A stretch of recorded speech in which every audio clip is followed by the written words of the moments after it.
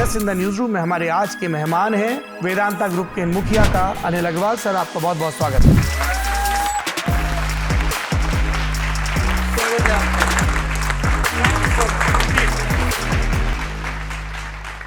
ये कुर्सी देख के हमको लगता है कि जैसे कौन बनेगा करोड़पति में हॉट सीट होता है ना, वैसे ये रेड सीट है, वैसा ही फील हो रहा है। हमें बताया गया कि अनिल अग्रवाल जी कुछ भी बनने से पहले गायक बनना चाहते थे, ये बात सही है? कभी लगा कि जब कुछ नहीं हुआ तो गा के काम चला लेंगे।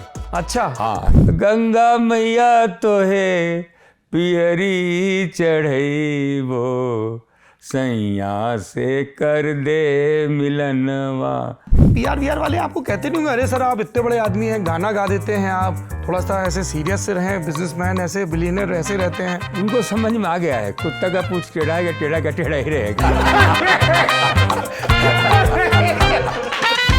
ये सफल होने के लिए अंग्रेजी भाषा का ज्ञान हो, आपके ऊपर कभी ये भाषा का दबाव रहा? बाबूजी मार मार के थक गए कि बेटा अंग्रेजी सीखो। हमको इसको एक तो टीचर भी रखे, हम अंग्रेजी नहीं सीख पाए, लेकिन वो हिंदी पूरा सीख गया था। तो अनिल सर, आपकी शादी को लेके एक किस्सा है। उस टाइम में यही रहता था कि शादी जल्दी से हो जाए। हमारी सगाई भी हो गई, हमने कभी देखा भी नहीं। आपने किरण मैम को सगाई तक नहीं देखा था? ऐसा कुछ प्रचलन नहीं था। तो हम बोले कि पता लगाया कितने बजे जाती है स्कूल, पूरे 8:30 बजे घर से निकलती। तो हम अपना पैदल से अपना घूमने करते हुए निकले, देखिए आगे से देखिए वारे पटना के राजेश खन्ना। कभी ऐसा होता है कि आपने कोई चीज खरीदी, आपके पास भी अलर्ट आता हो, आप देखते हो अच्छा मेरे खाते में इतना पैसा है? मेरी वाइफ मेरे को वो 200 पाउंड रोज का देती है। एक अंकुश है, अच्छा अंकुश है आपके ऊपर मैम का। हम मैम पर कहाँ अंकुश लगाएंगे, वो कहाँ। कई लोगों ने कहा कि वो बड़ा मुश्किल वक्त रहा है 1976 से 1986 का। बहुत जबरदस्त रहा। और किरण मैम भी तब वहीं थी? किरण में वहीं थी। आप विश्वास कीजिए, 2 बज जाए वो खाना नहीं खाती थी, वो थाली लेके बैठी रहती थी। 2 बजे हम लोग दोनों बैठ के खाना खाते थे। उसके बाद पैसे हो गए, बड़े घर हो गए, बड़े मकान हो गए। अब मैं आता हूँ 8 बजे भी कोई नहीं मिलता है। कोई 2 कुत्ते रखे हैं, कम से कम घर में घुसेंगे तो लोग कम से कम वेलकम तो करेंगे। ज़्यादा पैसा होना खराब है। धीरूभाई अंबानी से आपकी मुलाकात कैसे हुई? जे.आर.डी. टाटा ने ये कंपनी ले ली, जी.डी. बिरला ने ये कंपनी खरीद ली, हम भी ऐसा करके दिखाएंगे। तो जब हम बम्बई पहुंचे, 19-20 साल की उम्र होगी, हम ऊपर से बोले एक तो बिहारी जोक सुनाए आप लोगों को। तो देखे बोला हाँ सुनाओ। जब सुनाए तो बहुत अच्छा लगा। फिर जाते समय बोले अरे कल फिर आना। हम तो अपना एंट्री हो गया। वाजपेयी साहब तक आप कैसे पहुंचे? ये लंदन स्टॉक एक्सचेंज का क्या किस्सा है? इंडिया में तो कुछ भी कह लीजिए, मैंने ऐसे लोग करके हटा देते थे। तो हम थक गए, बोले अपना कंपनी फॉरेन में लिस्ट कराएंगे। तो प्रधानमंत्री जी को मैंने बहुत अच्छी तरह से बताया कि हिंदुस्तान में इतना बड़ा इन्वेस्टमेंट हम ला सकते हैं, वो तैयार है। मैंने देखा तो उन्होंने जसवंत जी को बोला कि इस लड़के की हमको मदद करनी चाहिए। उसके बाद मैंने वहाँ पे 32, 33, 35 बिलियन डॉलर मैंने वहाँ रेज किए। क्या तजुर्बे रहे आपके यूपीए गवर्नमेंट से डीलिंग में नियामगिरी को लेके? मेरे तो एक जो कुर्सी पे बैठा है वही मेरा भगवान है। और उस समय के भगवानों ने तो आपकी दलीलें नहीं क्या सुनी। फर्क पड़ता है? उसको एक पॉलिटिकल मुद्दा बना दिया। आप 10 बार मंदिर जाते हैं, 10 बार आपकी सुनवाई हो जाएगी क्या? राहुल गांधी खुद वहां जाके धरने बैठ गए। ये बीवी और हस्बैंड के जैसा मामला है। आपकी बातचीत भी होती है, आप जाएंगे कहाँ? तूती कोरिन वाला प्रोजेक्ट भी तभी शुरू हुआ था। पूरी दुनिया एक ही चीज चाहती थी कि हिंदुस्तान खरीदार रहे। तो मेरे को लगा हम खुद क्यों नहीं बना सकते हैं। मैंने कहा हम ये कॉपर स्मेल्टर लगाएंगे। बाहर की कंट्रियों ने इस कंपनी को बंद कराने की साजिश की, उसका मोर्चा निकाल गया। तो कहाँ से क्या हो जाएगा? ये टूटीकोरिन का प्लांट देश का प्लांट है, मेरा नहीं है, ये नेशनल एसेट है। जब आप लोग बना रहे थे तब ये आइडिया था कि गल्फ ऑफ मन्नार के पार है, जो कि एक इकोलॉजिकली सेंसिटिव जोन है। हम लोग को इस मनुस्पर्धा से निकलना पड़ेगा। इससे अगर हम लोग निकलेंगे नहीं, मेरे को बहुत तकलीफ के साथ कहना पड़ रहा है कि हम लोग बहुत पिछड़ जाएंगे। Brought to you by Sensodyne K and I10। बस बैक नहीं आया। SLS पैराफिन और दूध का करंट भी कौन? तो लाइफ का करंट ऑन। कुछ भी तो ट्राई करके देख ले। Sensodyne K toothpaste for sensitive teeth. थोड़े समय पहले की बात है, यही कोई आज से लगभग 4,500-5 हज़ार साल पहले की बात है। हमारे और आपके पुरखे तब तांबे को बरतना जानते थे। आप कहेंगे भैया ललन टॉप इतने दावे से कैसे कह रहे हो? हम आपसे कहेंगे सिनौली की खुदाई में मिला इंडस वैली सिविलाइजेशन का वो रथ देखिए जो बताता है कि हमारे पूर्वजों को तांबा बरतना आता था। पूर्वजों ने सिर्फ धातु में विद्वता हासिल की हो, सिर्फ ऐसा नहीं है, शरीर विज्ञान को भी उन्होंने खूब समझा। दुनिया भर के विद्वानों ने समझा। फिर पता चला कि शरीर के भीतर एक तत्व होता है जिसको जिंक कहा जाता है, और ये शरीर के इम्यून सिस्टम के लिए परिमाण में, मात्रा में बहुत कम होने के बावजूद बहुत ज़रूरी होता है। ये दो शब्द याद रखिएगा, क्योंकि इन शब्दों का आज के कथानायक के जीवन में बहुत महत्व होने वाला है। इनके बारे में हम लौट लौट कर आएंगे, संदर्भ देंगे। आज के हमारे जो कथानायक हैं वो यूं समझ लीजिए कि अपनी ही मस्ती में किसी जीप पर लदे हुए जा रहे हैं, गंगा जी को पार करके। काहे की चुनावी रैली है, जब तक रबड़ की चप्पलें नहीं चटकाएंगे तब तक दुनियादारी कहाँ से आएगी। भले ही इस दुनियादारी को सीखने के चक्कर में पिताजी से 4 रपाटे खा लिए हों, भले ही कारोबार को सीखने के चक्कर में 17 रुपए वाला कॉटेज किराए पे लेना पड़ा हो, क्योंकि बहुत सारे सपने पोटली में बांधकर और उसी पोटली में थोड़ा सा सत्तू बांधकर हमारा कथानायक मुंबई पहुंच गया था, क्योंकि बड़े काम करना है तो मुंबई जाना है। भला हो कुछ मांसाहारी किस्म के जोक्स का, जिनको सुनाने के फलस्वरूप कुछ तगड़े लोगों से दोस्ती भी हो गई, क्योंकि ये बहुत ज़रूरी है कि विद्वता या गुरुत्व हासिल करने के लिए उनकी संगत की जाए जिन्होंने दुनिया को कुछ ज़्यादा साधना सीख लिया है। साधने का ये क्रम लगातार चलता रहा, अलग अलग शहर, अलग अलग पड़ाव, खूब सारे झटके, लेकिन खूब सारी उससे भी थोड़ी सी ज़्यादा सफलताएं, क्योंकि हौसला बाधाओं से थोड़ा सा ज़्यादा था। वरना ये परी कथाओं सा ही तो है कि स्कूल का एक ड्रॉप आउट बिहारी लड़का दुनिया की सबसे बड़ी और कंपनियों में से एक चलाए। ये परी कथाओं जैसा ही तो है कि जब उसे लंदन के स्टॉक एक्सचेंज में लिस्टिंग में दिक्कत आए तो वो सीधे प्रधानमंत्री के पास पहुंच जाए, प्रधानमंत्री वित्त मंत्री को फ़ोन करें, कहें अच्छा लड़का है, सही दलीलें दे रहा है, इसकी मदद करिए। लेकिन ये कहानी सिर्फ एक सफल उद्योगपति भर की नहीं है, ये कतई देसी और कतई ठाठ वाले व्यक्ति की भी है, जो अपनी बिटिया को लंदन के स्कूल में जब वो किसी भी किस्म का भेद महसूस करती है तो ये कहता है अपने काम में बढ़िया रहो, बाकी सब बाधाएं दुरुस्त हो जाएंगी। पर उसके भीतर का बाप भी जाग उठता है जब बिटिया रानी बताती हैं कि मैंने तो अपने लिए वर चुन लिया है, अब आपके आशीर्वाद की प्रतीक्षा है। तो इस तरीके की बहुत सारी मानवीय संवेदनाएं हैं, उद्योग की बहुत सी मुश्किलें हैं, बहुत सी सफलताओं की कहानी है। लेकिन सफलताओं की कहानियों के साथ साथ सार्वजनिक जीवन में आरोप भी लगते हैं। ये आरोप कभी नियामगिरी की पहाड़ियों से शुरू होते हैं, कभी तूतीकोरिन के तट तक पहुंचते हैं और कभी देश से बाहर जाम्बिया तक जाते हैं। आज इन सब के बारे में विस्तार से बात करेंगे, क्योंकि guest in the news room में हमारे आज के मेहमान हैं हिंदुस्तान के, दुनिया के बेहद सफल कारोबारी, नाम है वेदांता ग्रुप के मुखिया का अनिल अग्रवाल। सर, आपका बहुत बहुत स्वागत है।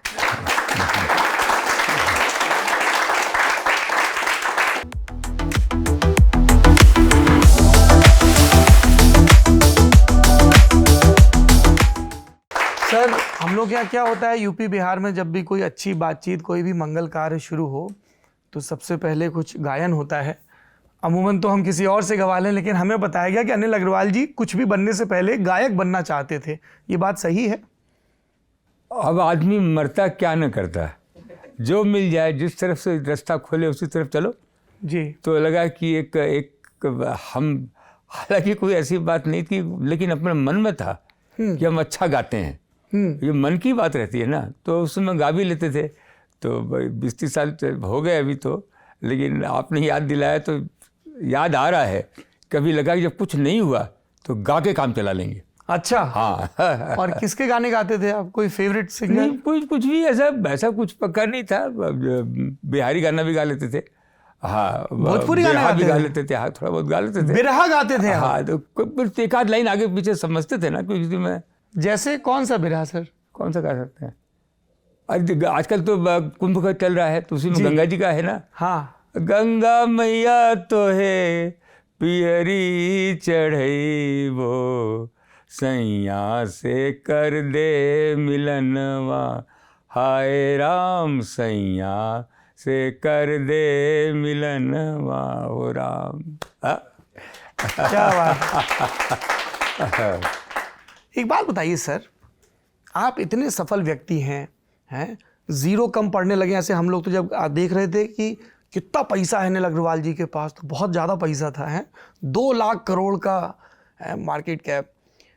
तो फिर आपके जो ये PR VR वाले आपको कहते नहीं होंगे, अरे सर आप इतने बड़े आदमी हैं, गाना गा देते हैं, आप थोड़ा सा ऐसे सीरियस से रहें, बिजनेसमैन ऐसे बिलियनर ऐसे रहते हैं, ऐसे कुछ निर्देश मिलते हैं आपको अपनी इमेज कंसल्टिंग टीम से?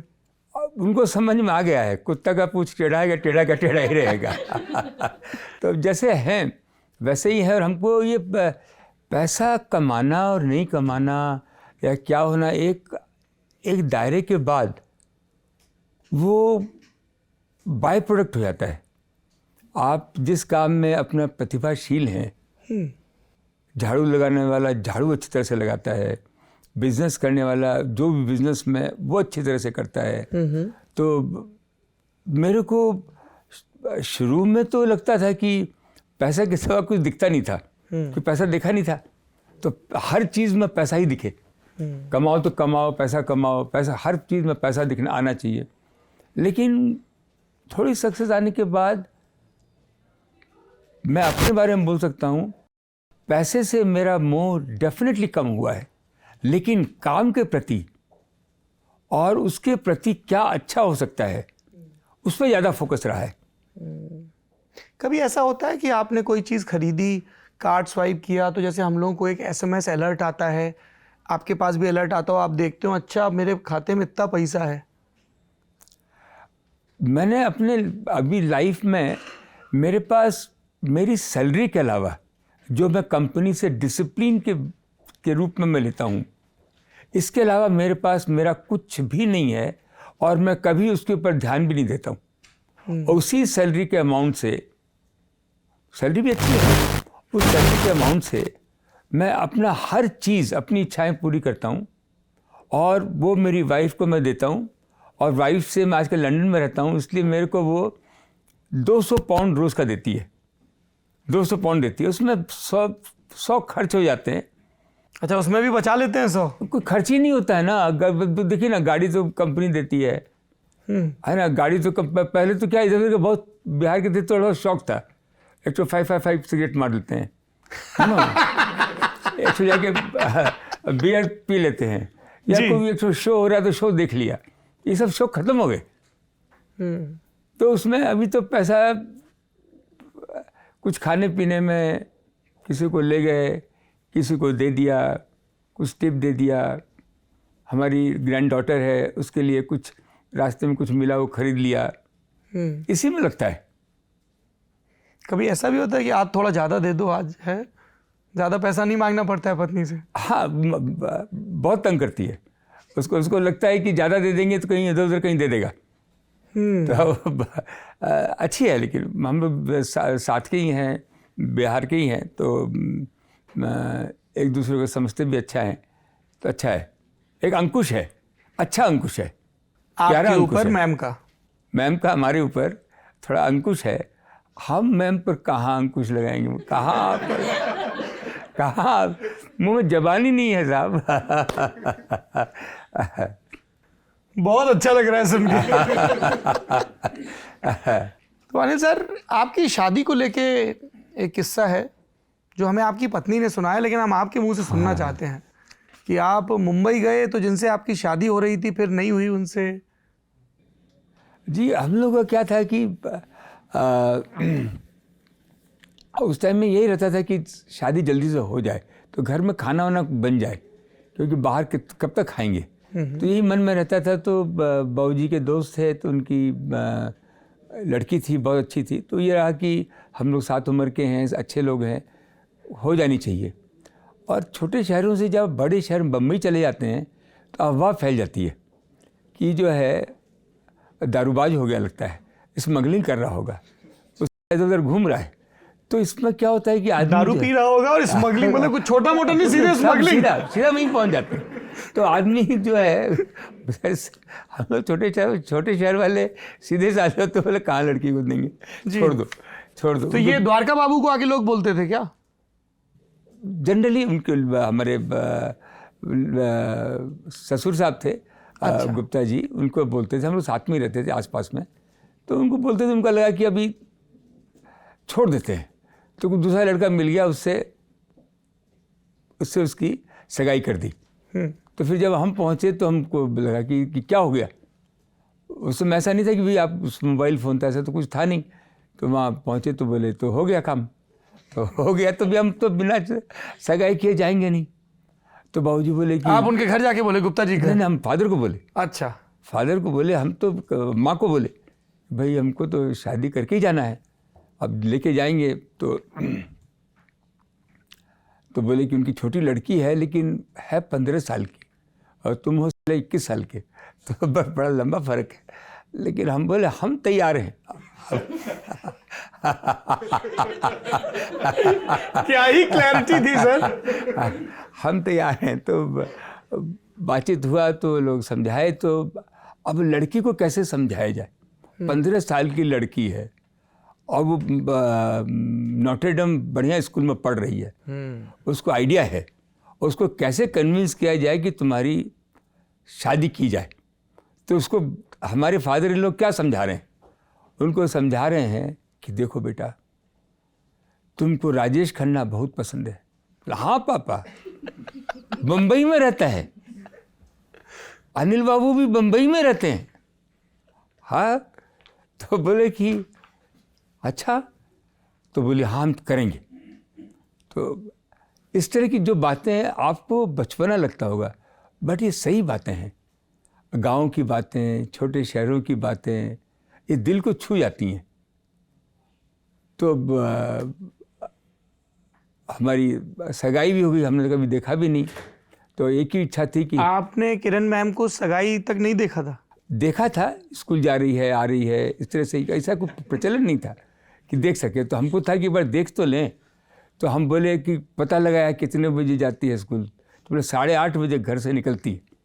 तो हम अपना पैदल से अपना घूमे करते हुए निकले, तो देखे 2-3 लड़कियों के साथ में लाल स्कर्ट और वाइट शर्ट पहन के अपना वॉक करके बक्सा वक्सा लेके, उसमें बैकपैक नहीं था, उसमें हाथी में लेके जाना पड़ता था, तो हाथ में लेके जा रही है। तो देखिए आगे से देखिए, अरे पटना के राजेश खन्ना जी। तो फिर तो उनको पता चल गया कि आप देख रहे हैं? नहीं, हम तो माँ बाप को बोले हम तो आज्ञाकारी हैं, आप जो पसंद किया वही ठीक है। जी। तो फिर सगाई हो गई? सगाई हो गई। तब सगाई हो गई तो उसको मौका ही नहीं मिला बात करने का। एक दिन पकड़ा शाम को, कहीं हमारा उसका साला भी थोड़ा बहुत दोस्त था, उसको आगे पीछे किया। दोस्त था या आपने दोस्त बना लिया? हाँ, जो साला हमारी हम तो थोड़ी उम्र में बड़ा था, लेकिन हमारे फादर ने कहा था अनिल लोग बॉम्बे से आए हैं, नज़र रखना, हाँ तुम्हारी बहन के पास ज़्यादा जाए नहीं, दूरी रखना। तो वो उस समय की चलन वैसा ही था, वो चलन था वो। तो मौका मिला तो बोली कि देखो, अगर हमको हाथ लगाए ना, हम एक अपना हाथ से, पंजा से एक वृक्ष को तोड़ देते हैं। हम बोले ना, हम हाथ नहीं लगाएंगे, हम कहाँ से हाथ लगाने वाले हो। कितना रोमांटिक ये कन्वर्सेशन है भाई। और कहाँ ये मुलाकात हुई फाइनली? ये पटना की, हम लोग पाटलिपुत्र कॉलोनी में रहते थे, कहीं ना कहीं आगे पीछे किसी दोस्त के यहाँ कहीं गए हम लोग। छोटी सी तो छोटी सी सोसाइटी है, कहीं आप जा रहे तो साथ में ही जा रहे हैं। तो आपको ये धमकी, ये दरेरा दिया गया? हाँ, हाथ लगाया तो याद रखिए मैं एक हाथ से ही तोड़ देती हूँ। हाँ। वाह साहब। फिर आपकी सफाई से वो मान गई? हाँ, तो चलता रहा। फिर सब साल भर के बाद शादी हुई। बड़ी लंबी कहानी है सर, हमारे पास बहुत समय है। आपके पास नहीं, हमें पता है, पर हमारी बड़ी दिलचस्पी है सुनने में, बता ही दीजिए। नहीं, अब देखिए, इतना जो रूप चेंज हुआ, इसका जो आनंद हमने लिया है जिंदगी का, लोग दुख तकलीफों में बयान करते हैं, मैं उसको बहुत खुशी से बयान करता हूँ कि जो आनंद हमने लूटा, जो कभी देखा नहीं था वो हमारे साथ हो रहा था, हरदम सपनों की दुनिया में ही रहे, यथार्थ में आते ही उसको छोड़ दिया, फिर सपने में फिर घुस गए, फिर वो सपना साकार हुआ, छोड़ दिया। आज भी वही हाल है। आज भी सपना ऐसा मैं देखता हूँ और किसी तो बोलता नहीं हूँ, लेकिन लोग बोले पागल हो गया। क्या है अभी सपना? अभी सपना डेफिनेटली है, 2-3 तरह के सपने हैं। एक सपना है कि मेरा बिजनेस का सपना है। बिजनेस का सपना है कि हिंदुस्तान की कंपनी ऐसी बने जिसमें हम लोग ऑयल एंड गैस इंपोर्ट नहीं कर सके, हमारे यहाँ बने। हमारे यहाँ ही पूरा कॉपर बने, एल्युमिनियम बने, हर तरह का मेटल बने। हमारा सपना है कि ये मेरे को बहुत मज़ा आता है। एंटरटेनमेंट में भी अब आजकल मेरे को बहुत इंटरेस्ट आने लग गया। मैंने अभी एक वर्ल्ड का बेस्ट स्टूडियो लिया है, उसको कहते हैं रिवर साइड स्टूडियो। ओके, कहाँ पे है ये? इन लंदन में है, 100 साल पुराना है। अंग्रेज़ों ने मेरे को देखा, समझा, उनको लगा ये अच्छा नागरिक है, अच्छा आदमी है। और ऐसा हम प्रोजेक्ट कर लेते हैं, बिहारी लोग हैं ना, कहीं भी घूम जाते हैं तो उनका इम्प्रेशन दे दिया कि हम अच्छे हैं। इम्प्रेशन दे दिया। तो ये बहुत ज़रूरी होता है। और हम लोग तो उन्होंने ये हमको स्टूडियो दिया। उसमें 4-5 थिएटर हैं, उसमें फिल्म बनाने का पूरा स्टूडियो है, 2 सिनेमा हॉल हैं, 3 रेस्टोरेंट हैं और थेम्स रिवर के ऊपर है। वाह, खूबसूरत लोकेशन।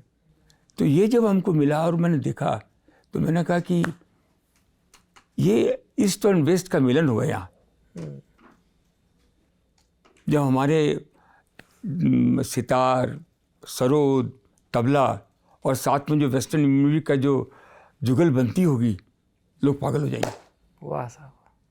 अच्छा साहब, लंदन का आप जिक्र कर रहे हैं, ये सफल होने के लिए अंग्रेजी भाषा का ज्ञान हो, है ना, एक तो कम्युनिकेशन के लेवल पर हो, एक जो अनिवार्य सा हो। हम यूपी बिहार के लड़के लड़कियों के ऊपर ये बड़ा प्रेशर रहता है, आपके ऊपर कभी ये भाषा का दबाव रहा? हरदम ही रहा।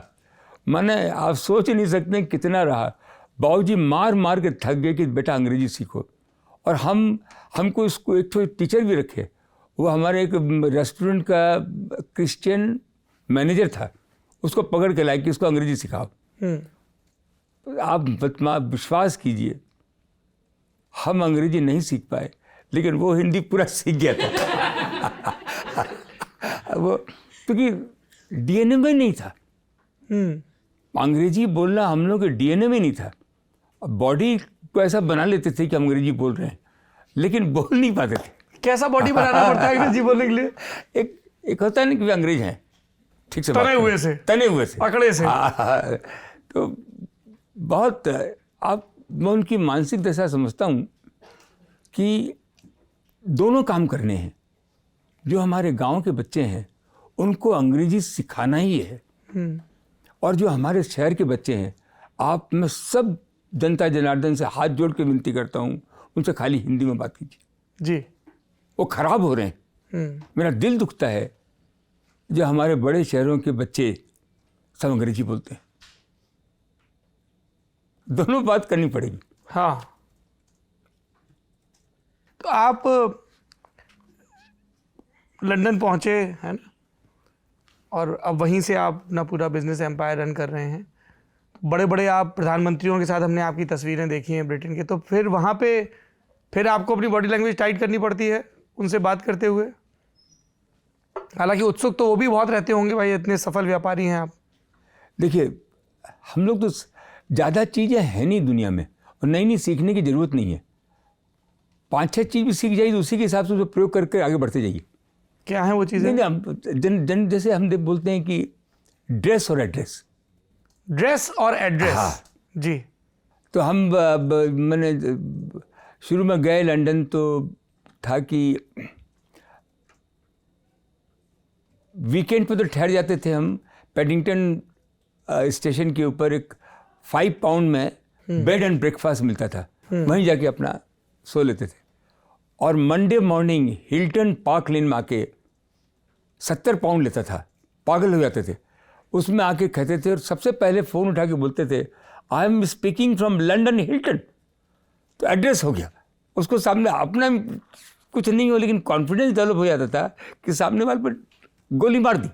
तो उसको समझ में आया कि ये जो साहब हैं बड़े आदमी हैं, लंदन हिल्टन से बोल रहे हैं। वाह। तो और जब किसी के यहाँ गए, आप विश्वास नहीं कीजिएगा, रात में 11-12 बजे टाई निकालते थे और सुबह 6 बजे फिर पहन लेते थे कि टाई पहन के सूट पहन के रहेंगे तो ड्रेस अप रहना चाहिए। जो तकलीफ़ें सही आपका ये तकलीफ़ कह लीजिए या दिमाग में खुराफात थी कि अगर किसी भी शहर में गए, कहीं भी गए, तो वहाँ का बेस्ट एड्रेस क्या है। वहाँ छोटा सा ही कमरा लिया लेकिन उसी एड्रेस पे रहेंगे जो कि उसकी स्ट्रीट का नाम फेमस हो, जिसमें ज़्यादा बोलना नहीं पड़े। आप कहाँ ठहरे हुए हैं उससे ही 50% आपकी औकात समझ में आ गई। ये ड्रेस और एड्रेस वाले सबक किसने सिखाए? रसिक भाई ने सिखाए जिन्होंने आपको पहली खरीद के लिए 5 लाख का लोन दिया, या 20 की उम्र में 40 साल के जिन लोगों से दोस्ती की, किसी को जोक सुनाए, किसी को कुछ और? कौन रहे आपके मेंटर मुंबई में? ये मेरे को ये ईश्वर की बहुत कृपा रही है कि मेरे को हर राह में, हर जगह में कोई न कोई मिलता चला गया। और आप अगर भूखे हैं, हरदम भूखे रहिए। लोग बोलते हैं कि संतोष में रहिए। संतोष हो सकता है एक वर्ड हो जिससे कि आपके पास पैसा आ गया तो आप संतोष हो गए, वो ठीक हो सकता है, लेकिन संतोष आपके जीवन में कभी नहीं आना चाहिए।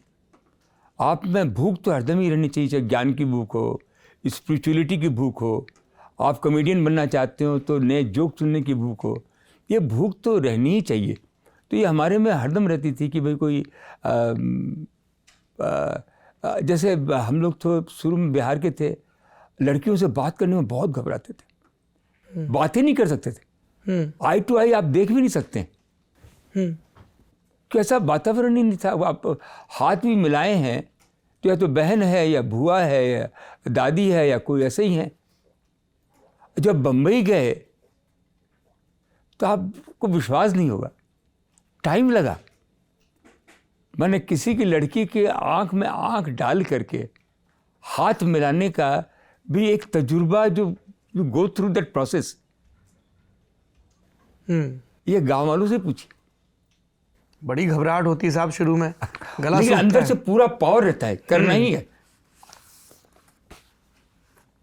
आपकी पत्नी ने हमें बताया कि आपने हमेशा अपनी उम्र से बड़े और तजुर्बेकार लोगों से और सफल लोगों से दोस्ती करने के रास्ते तलाशे। धीरू भाई अंबानी से आपकी मुलाकात कैसे हुई? बड़ी अच्छी बात की, क्यों जब मैं 14-15 साल का ही होऊंगा, उस समय मैं सपने देखता था।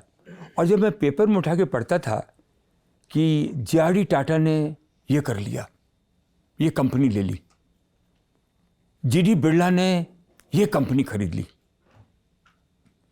आर.पी. गोयनका ने ये कंपनी खरीद ली, हम अपने मन में महावीरस्थान में जाके बोलते थे हमको भी एक दिन, कोई किसी और को बोल नहीं सकते थे, तो बोलते पगला गया, तो अपने मन में बोलते थे हम भी ऐसा करके दिखाएंगे, हम भी एक दिन बड़ा आदमी बन के रहेंगे, हमको रोक नहीं सकता है। तो ये जो भावना थी, तो जब हम बम्बई पहुंचे, 19-20 साल की उम्र होगी, तो जहाँ देखो बोर्ड में यही आदमी नाम दिखते थे, धीरू भाई अंबानी, जी.डी. बिरला के जो ग्रैंडसन थे आदित्य बिरला, आर.पी. गोयनका, तो इन लोगों के नाम दिखते थे। और ये जब हमने चौपाटी से हम गुजरे तो इतना बड़ा एक पोस्टर था जिसमें रिलायंस इंडस्ट्री इतना बड़ा पब्लिक इशू कर रही है। और हमने आज़ाद मैदान में हम गए, धीरू भाई का एनुअल जनरल मीटिंग चल रही थी। मैंने इतनी भीड़, और धीरू भाई दहाड़ रहे थे और अच्छी तरह से हिंदी में बात कर रहे थे, हिंदी, अंग्रेजी और गुजराती में। हम बोले वो उसको अंग्रेजी बिना बोले बात कर रहा है। हमको इतना आश्चर्य हुआ कि एक आदमी इतना बड़ा सभा को, इतना बड़ा आदमी बिना हिंदी के भी बिना अंग्रेजी के भी बोल सकता है। तो बड़ा अच्छा लगा, तो मैंने उनसे मिलना चाहिए। तो पता लगा है कहाँ जाते हैं, कैसे जाते हैं। तो पता लगा कि वो लोग ओबेरॉय में हेल्थ क्लब में जाते हैं, ओबेरॉय होटल के हेल्थ क्लब में जाते हैं। तो बहुत मुश्किल था, लेकिन हम लोग बिहार यूपी के लोग हैं ना, बहुत परसूसिव हैं। कहीं ना कहीं पीछे लगा करके, आगे पीछे करके, कुछ न कुछ करके, तो कौन है क्या है, उसका मैनेजर कौन है, मैनेजर के पास गए, फिर उसके जो अटेंडेंट था उसके पास गए करके हम लोग को एंट्री लिया। हमारा एक दोस्त भी था, बिहार का ही था, वो वहाँ पे मॉडलिंग करता था, अच्छा था, तो उसको भी साथ में लिया। तो देखा कि इतनी ज़बरदस्त पूरा हिंदुस्तान का जो सबसे उद्योगपति और पूरा धन संग्रह है वह उस कमरे में बैठा हुआ है। वो मैं यही मेरे को देखना था, ये 6 आदमी जो कि पूरे हिंदुस्तान की इंडस्ट्री को और इकोनॉमी को चलाते हुए बैठे हुए हैं। और वहाँ जनरली उस टाइम में और कोई जाता नहीं था, लेकिन हम लोग कुछ पैसा सा दे दिला करके ऊपर में कोने में बैठ गए, चुपचाप बैठे हुए थे। तो लोग जब बातचीत कर रहे थे अपने बिजनेस की, यहाँ की, ये हो गया, पॉलिटिक्स की बात कर रहे थे, अच्छी अच्छी बातें कर रहे थे, फॉरेन की बात कर रहे थे। हम ऊपर से बोले, एक तो बिहारी जोक सुनाए आप लोगों को। तो कौन आ गया, तो देखे बोला हाँ सुनाओ। तो एक दो बिहारी जोक सुनाए। क्या जोक सुनाए? अरे बिहारी जोक तो 50 तरह के होते हैं। हम बोलते जब सुनाए तो बहुत अच्छा लगा। वो बोले कि ख़त्म हो गया। फिर जाते समय बोले अरे कल फिर आना। हम बोले तो अपना एंट्री हो गया। इस तरह से जो आपने बताया, क्योंकि बिहार के हैं, कुछ वेजिटेरियन जोक होंगे, कुछ नॉन वेजिटेरियन जोक होंगे, कितने साल पुरानी बात हो गई। लेकिन क्या है कि जो आप ये बोल रहा हूँ अपने यंग लोगों को, जो अब रास्ता कोई एक ही नहीं है कि आप पढ़ लिख करके ही आगे बढ़ें, ये जरूरी नहीं है। लेकिन ऐसा नहीं कि पढ़ाई लिखना नहीं किए बगैर आप कुछ करेंगे, बहुत ज़रूरी है। लेकिन आपके मन में जो आग है, आपके मन में जो विचार हैं, उसको दबाइए मत। आपके मन में क्या विचार था जब आपने स्कूल जाना बंद किया? नॉर्मल था उस समय कि काम धंधे पे लग जाएं, या एक बड़ा फैसला था? एकदम मर ही नहीं लगता था। कौन सी क्लास तक पढ़े आप? हाँ, स्कूल कौन सी क्लास तक? हम ऐसे तो मैट्रिक बाबूजी एकदम था कि एक तो ये कुर्सी देख के हमको लगता है कि जैसे कौन बनेगा करोड़पति में हॉट सीट होता है ना, वैसे ये रेड सीट है। क्योंकि मैं एक दो बार आपको देखा हूँ, उसमें रेड सीट दिखती तो मेरे को वही लगता है कि आपका ये सीट और अमिताभ बच्चन का हॉट सीट बराबर है जी। वैसा ही फील हो रहा है, या बैठे हैं तो बड़ा अच्छा फील हो रहा है। Thank you. हाँ, तो स्कूल ही बदली किए, पढ़ाई में मन लगता नहीं था, लेकिन बाबूजी का डर था। फिर बाबूजी बोले भी थे अगर तुम ग्रेजुएट नहीं करोगे तो ब्याह नहीं करेंगे तुम्हारा, तो वो भी एक डर था। तो ब्याह तो साहब बहुत जरूरी है, बहुत जरूरी है। तो यही सब करके कैसे न कैसे करके स्कूल पास किए, लेकिन हरदम काम में ही लगे, यही मन था। और पिताजी का क्या काम था? पिताजी का काम था, शुरू में तो वो ग्रिल और ग्रेट बनाते थे मकानों के। ओके। ग्रिल बनाना ही बना। उसके बाद वो कुछ राहत का काम किए, इरिगेशन का काम किए, फिर कुछ कंडक्टर बनाना चालू किया, एल्युमिनियम से कंडक्टर बनता है, तो उनका हरदम का फैक्ट्री लगा के। तो द्वारका बाबू कंडक्टर बनाते थे और अब अनिल बाबू सेमीकंडक्टर बना रहे हैं। हाँ, अब देखिए, वाह। तो ये बड़ा अच्छा है। हमारे पिताजी का भी बड़े अच्छे उद्योगपति थे। ये तो मैंने उद्योग का उनका मन था, लेकिन हमको बाबूजी का काम जमता नहीं था। क्यों? मैंने उस तरह का काम मैंने कभी सोचा मैं लाइफ में करूँगा नहीं। मेरे को वो थोड़ा बहुत ठेकेदारी का काम था, और वो जो अफसरों के पीछे और मिनिस्टरों के पीछे अर्दली करना मेरे को पसंद नहीं था। बाबूजी जो थे, उनके यहाँ शादी ब्याह होता था तो हमको साथ में ले जाते थे, और गर्दन पकड़ के पहले उनका पैर में झुकाते थे कि पैर छू, तो पैर हम छूते थे। कभी कभी दबा भी देते थे कि तो पैर दबाओ, वो भी हम दबाते थे। उसके बाद उनके घर में कार्यक्रम हुआ तो सब मंत्री लोगों का पाँव दबाना पड़ता था। हाँ, बच्चा है पाँव दबाओ। हमारे वो एक ऐसा नहीं कोई दबा रहे हैं, कि एक प्रथा थी, एक संस्कार थे, वो संस्कार मेरे को पसंद नहीं थे। फिर किसी के यहाँ शादी हुई, ब्याह हुई, तो हम लोग बाबूजी जो हैं गद्दा बिछाना, चादर बिछाना और पूरा कार्यक्रम करना, फिर सामान वामान लगाना, ये मेरे को पसंद नहीं था। ये मेरे को एकदम पसंद नहीं था। मेरे को अफसरशाही, इन लोगों के पीछे लगना, मेरे को ये पसंद नहीं था। लेकिन फिर भी मैं सीख रहा था काम कि बाबूजी किस तरह से बात करके लोगों का दिल जीतते हैं, बात करते हैं। खुद से चाहे चिनिया बादाम खाते हैं, लेकिन उनके लिए बादाम लेके जाते थे। एक बादाम भी अपने मुंह में नहीं रखते थे, उनके लिए लेके जाते थे। तो ये सब हम सीखे कि किस तरह से आदमी को पिघलाया जाता है। वाह। जब आपने घर पे ये मुनादी की कि हम मुंबई जा रहे हैं, तो कोई प्रतिरोध हुआ या सबने कहा जाओ? ऐसा कुछ था ही नहीं ना, जाओ, कौन बड़ा बात है, आ जाओगे। अच्छा, उनको लगा आ जाएंगे। नहीं, अब ठीक है ना, वो कोई ऐसा इतना बड़ा जॉइंट फैमिली है, जा रहा है तो जाओ। क्या काम किया बम्बई जाके पहला? कुछ वहाँ का भी, हमारा पटना का भी कुछ काम था, स्क्रैप वगैरह का, कुछ समझते थे कि वो स्क्रैप का काम भी कुछ करेंगे। उसके बाद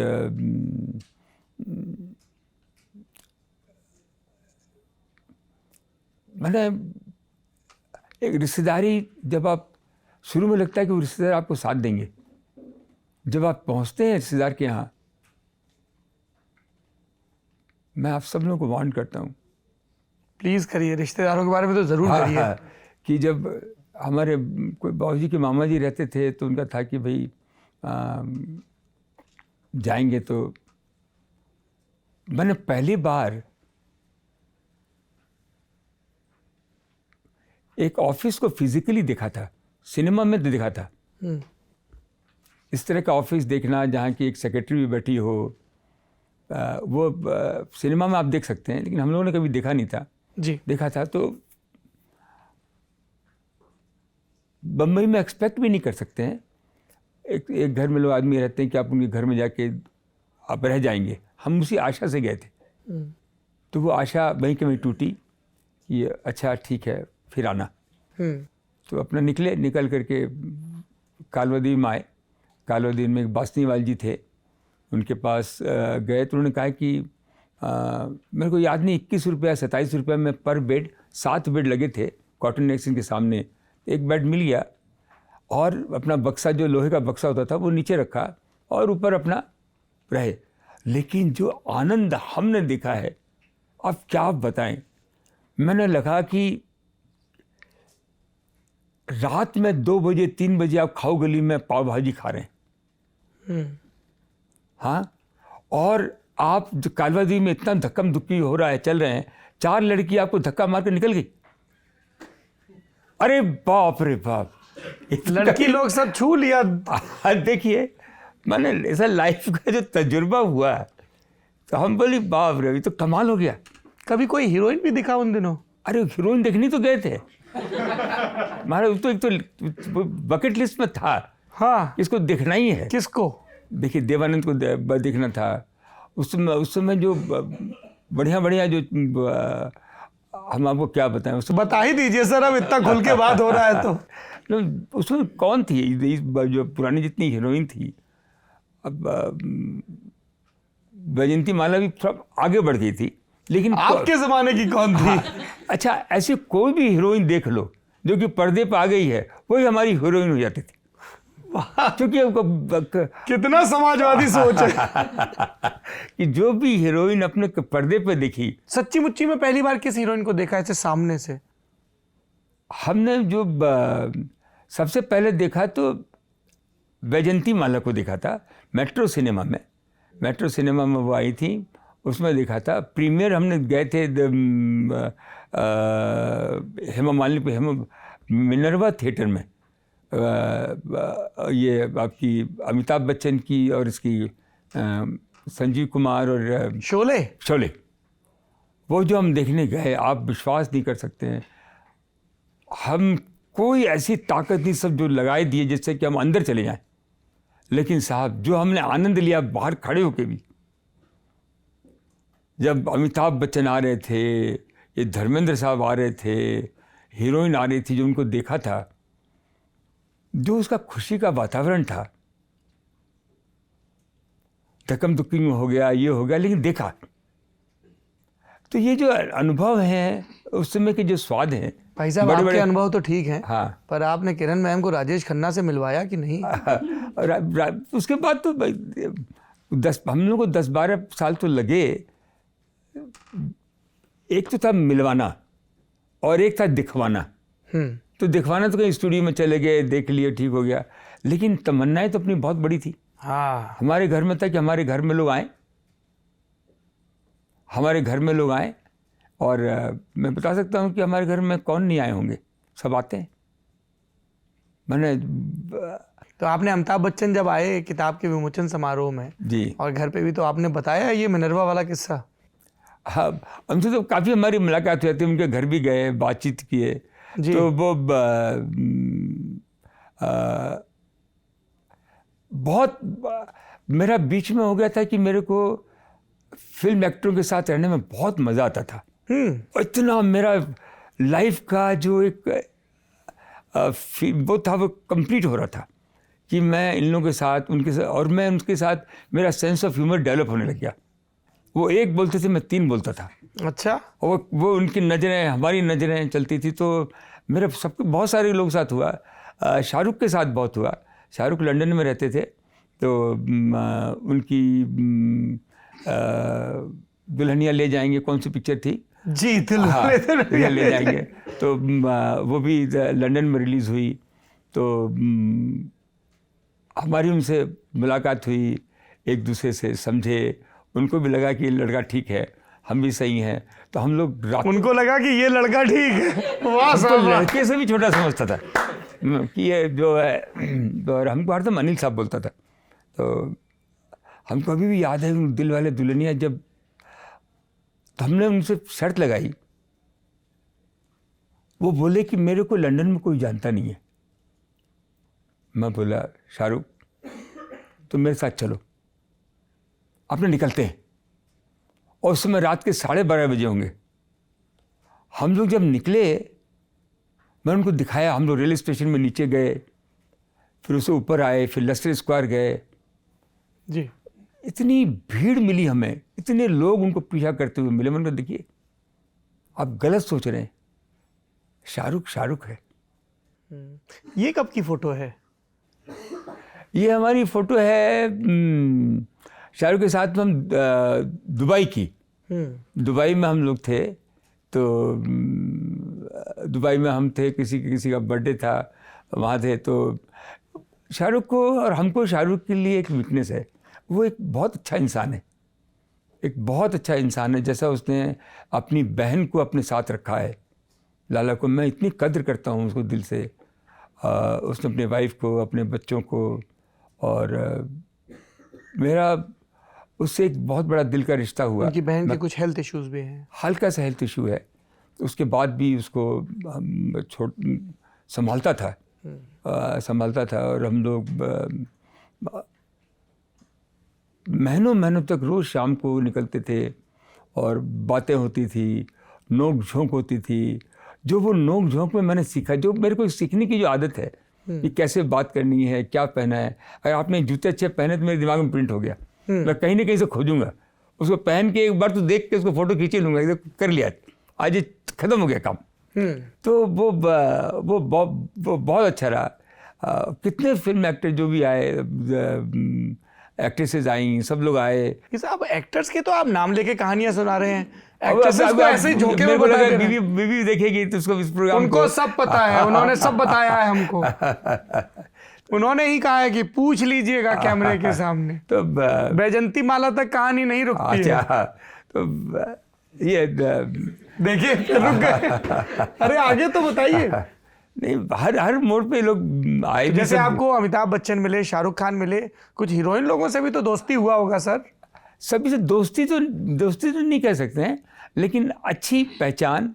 और अच्छा, शाहरुख के साथ जितने भी आती थी सब हमारे साथ रहती थी। और शाहरुख का एक पर्टिकुलर कैरेक्टर है कि वो जिससे उसकी जमती है, उससे बहुत जमती है। वो एक्टर्स भी आप देखेंगे तो वो 2-3 एक्टर के साथ में बहुत अच्छी तरह से बहुत अच्छी तरह से आप नाम बताएंगे तो मैं हाँ कर दूंगा। सर आपकी रेंज वैजंती माला से शुरू हो रही है, हम किसका किसका नाम लें। बट ये अपनी जो बॉलीवुड है ये बहुत ज़बरदस्त चीज़ है, और इसके जो फ़ैन इंडिया में हैं और बाहर में हैं इसका कोई जवाब नहीं है। अच्छा, अटल बिहारी वाजपेयी वाला कोड आपने कैसे क्रैक किया? आपने धीरू भाई का तो बता दिया कि ओबराय होटल में एंट्री हुई, फिर बॉम्बे क्लब में आपकी एंट्री हुई, वाजपेयी साहब तक आप कैसे पहुंचे? ये लंदन स्टॉक एक्सचेंज का क्या किस्सा है? ये मैं लोगों को कहता हूँ कि अगर दिल में आपके कोई बात आ रही है और उससे कोई लॉ ऑफ द लैंड में कोई फ़र्क नहीं आता। देखिए, कभी भी मैं हरदम बोलता हूँ कि लॉ ऑफ लैंड को फॉलो कीजिए। ये मेरा एक्सपीरियंस हुआ है कि everything, every desire has a solution. You can find and reach to the desire in a right manner. ये मेरा हरदम तजुर्बा रहा है, और इसी से मैं आज यहाँ पे पहुँचा भी हूँ। तो अब इंडिया में तो कुछ भी कह लीजिए, मैंने ऐसे लोग करके हटा देते थे। न बोलना आता है, न खाना खाना आता है, न कोई बड़ा आदमी है, न कोई बैकग्राउंड है। तो हम थक गए। हम बोले, रोज़ हम देखते थे CNN, फॉरेन में जाएंगे, फॉरेन में जाएंगे, वहाँ जाके अपना आइडेंटिटी बनेगा। तो इसको लेकर हम चले गए। बोले, वहाँ क्या करोगे? बोले, अपना कंपनी फॉरेन में लिस्ट कराएंगे और बहुत बड़ा वैल्यूबल लिस्ट कराएंगे। ये सब आइडिया था। लोग देखते थे धीरू भाई कैसे बने, स्टॉक एक्सचेंज से बने। यहाँ तो हमारे पास कुछ है नहीं, कोशिश कर रहे हैं, लेकिन चलो लंदन में करते हैं। तो वो ख्याल आया, बात आया, तो इस ख्याल से हम लंदन पहुँचे भी। लंदन जब हम लिस्ट करा रहे थे, कुछ वहाँ पहुँच गए। बहुत अच्छी कहानी है। तो ये हुआ कि भाई आप इंडिया से आए हैं, तो आपको एक क्लीन चिट इंडिया से मिलनी चाहिए कि आप अच्छे नागरिक हैं और आपका कोई पैसा बकाया इंडिया में नहीं है। इसका एक सर्टिफिकेट आपको लाना पड़ेगा जी। तो हम इंडिया में आए तो पता लगा कैसे करें, क्या करें, कुछ आइडिया नहीं था। एक से नहीं, दूसरे से नहीं, तीसरे से करते करते पहुँचे। उनको बताया कि इतना बड़ा रुपया हम हिंदुस्तान में ला रहे हैं। उस समय जो पैसा ला रहे थे प्रॉब्ली दुनिया में कोई लेके नहीं आया था। कैसे पहुंचे आप वाजपेयी साहब तक? तो एक से दूसरे से बात की कि आपको सर्टिफिकेट चाहिए। लोगों को कन्विंस कराया कि $2 बिलियन की हमारी लिस्टिंग, $2 बिलियन बहुत मायने रखता था। 12,000 करोड़ 11,000 करोड़ रुपए होता था। आप सोच नहीं सकते हैं कि ऑर्डिनरी आदमी वहाँ पहुँच गया और रुपया उसको मिलने वाला है, और उस रुपये से हम हिंदुस्तान में इन्वेस्टमेंट करेंगे। ये बात को मैंने लोगों से कन्विंस भी किया। उसके लिए मेरे को एक सर्टिफिकेट चाहिए था इंडिया गवर्नमेंट से, जिसमें कि बता सकें कि इनके ऊपर कोई कर्जा नहीं है या कोई कहीं डिफ़ॉल्ट नहीं हुए हैं और इनके पास क्लीन चिट है। तो ऐसा उन्होंने कभी किसी को दिया भी नहीं था। तो जब हम फाइनेंस मिनिस्टर जसवंत सिंह जी थे, उनके पास ही पहुँचे। सबको अच्छा लग रहा था, सबको अच्छा लग रहा था। CBDT के जो चेयरमैन थे वो पांडे जी थे। तो इन लोगों से मिला भी, बात भी किया। आखिरकार में हमारे जो उसमें लॉ मिनिस्टर थे, जो फाइनेंस मिनिस्टर होकर गुजर गए अभी, अरुण जेटली जी, उनको अच्छा लगा और वो देशभक्त भी थे, बहुत अच्छे। तो उन्होंने कहा कि हम आपकी मदद करेंगे।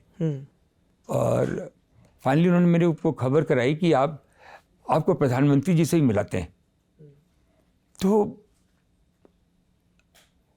हम लोग में एक गुण तो है, ऐसा मेरे को लगा, मेरे को अभी मालूम नहीं है, लेकिन लड़कियों को तो इम्प्रेस नहीं कर पाए मैं, लेकिन आदमियों को, अफसर लोगों को, पॉलिटिशियन को मैं कहीं ना कहीं अपनी बात की बताता हूँ तो वो कहीं ना कहीं ठहर जाते हैं। ऐसा मेरे को विलायत में भी गया, यहाँ भी गया।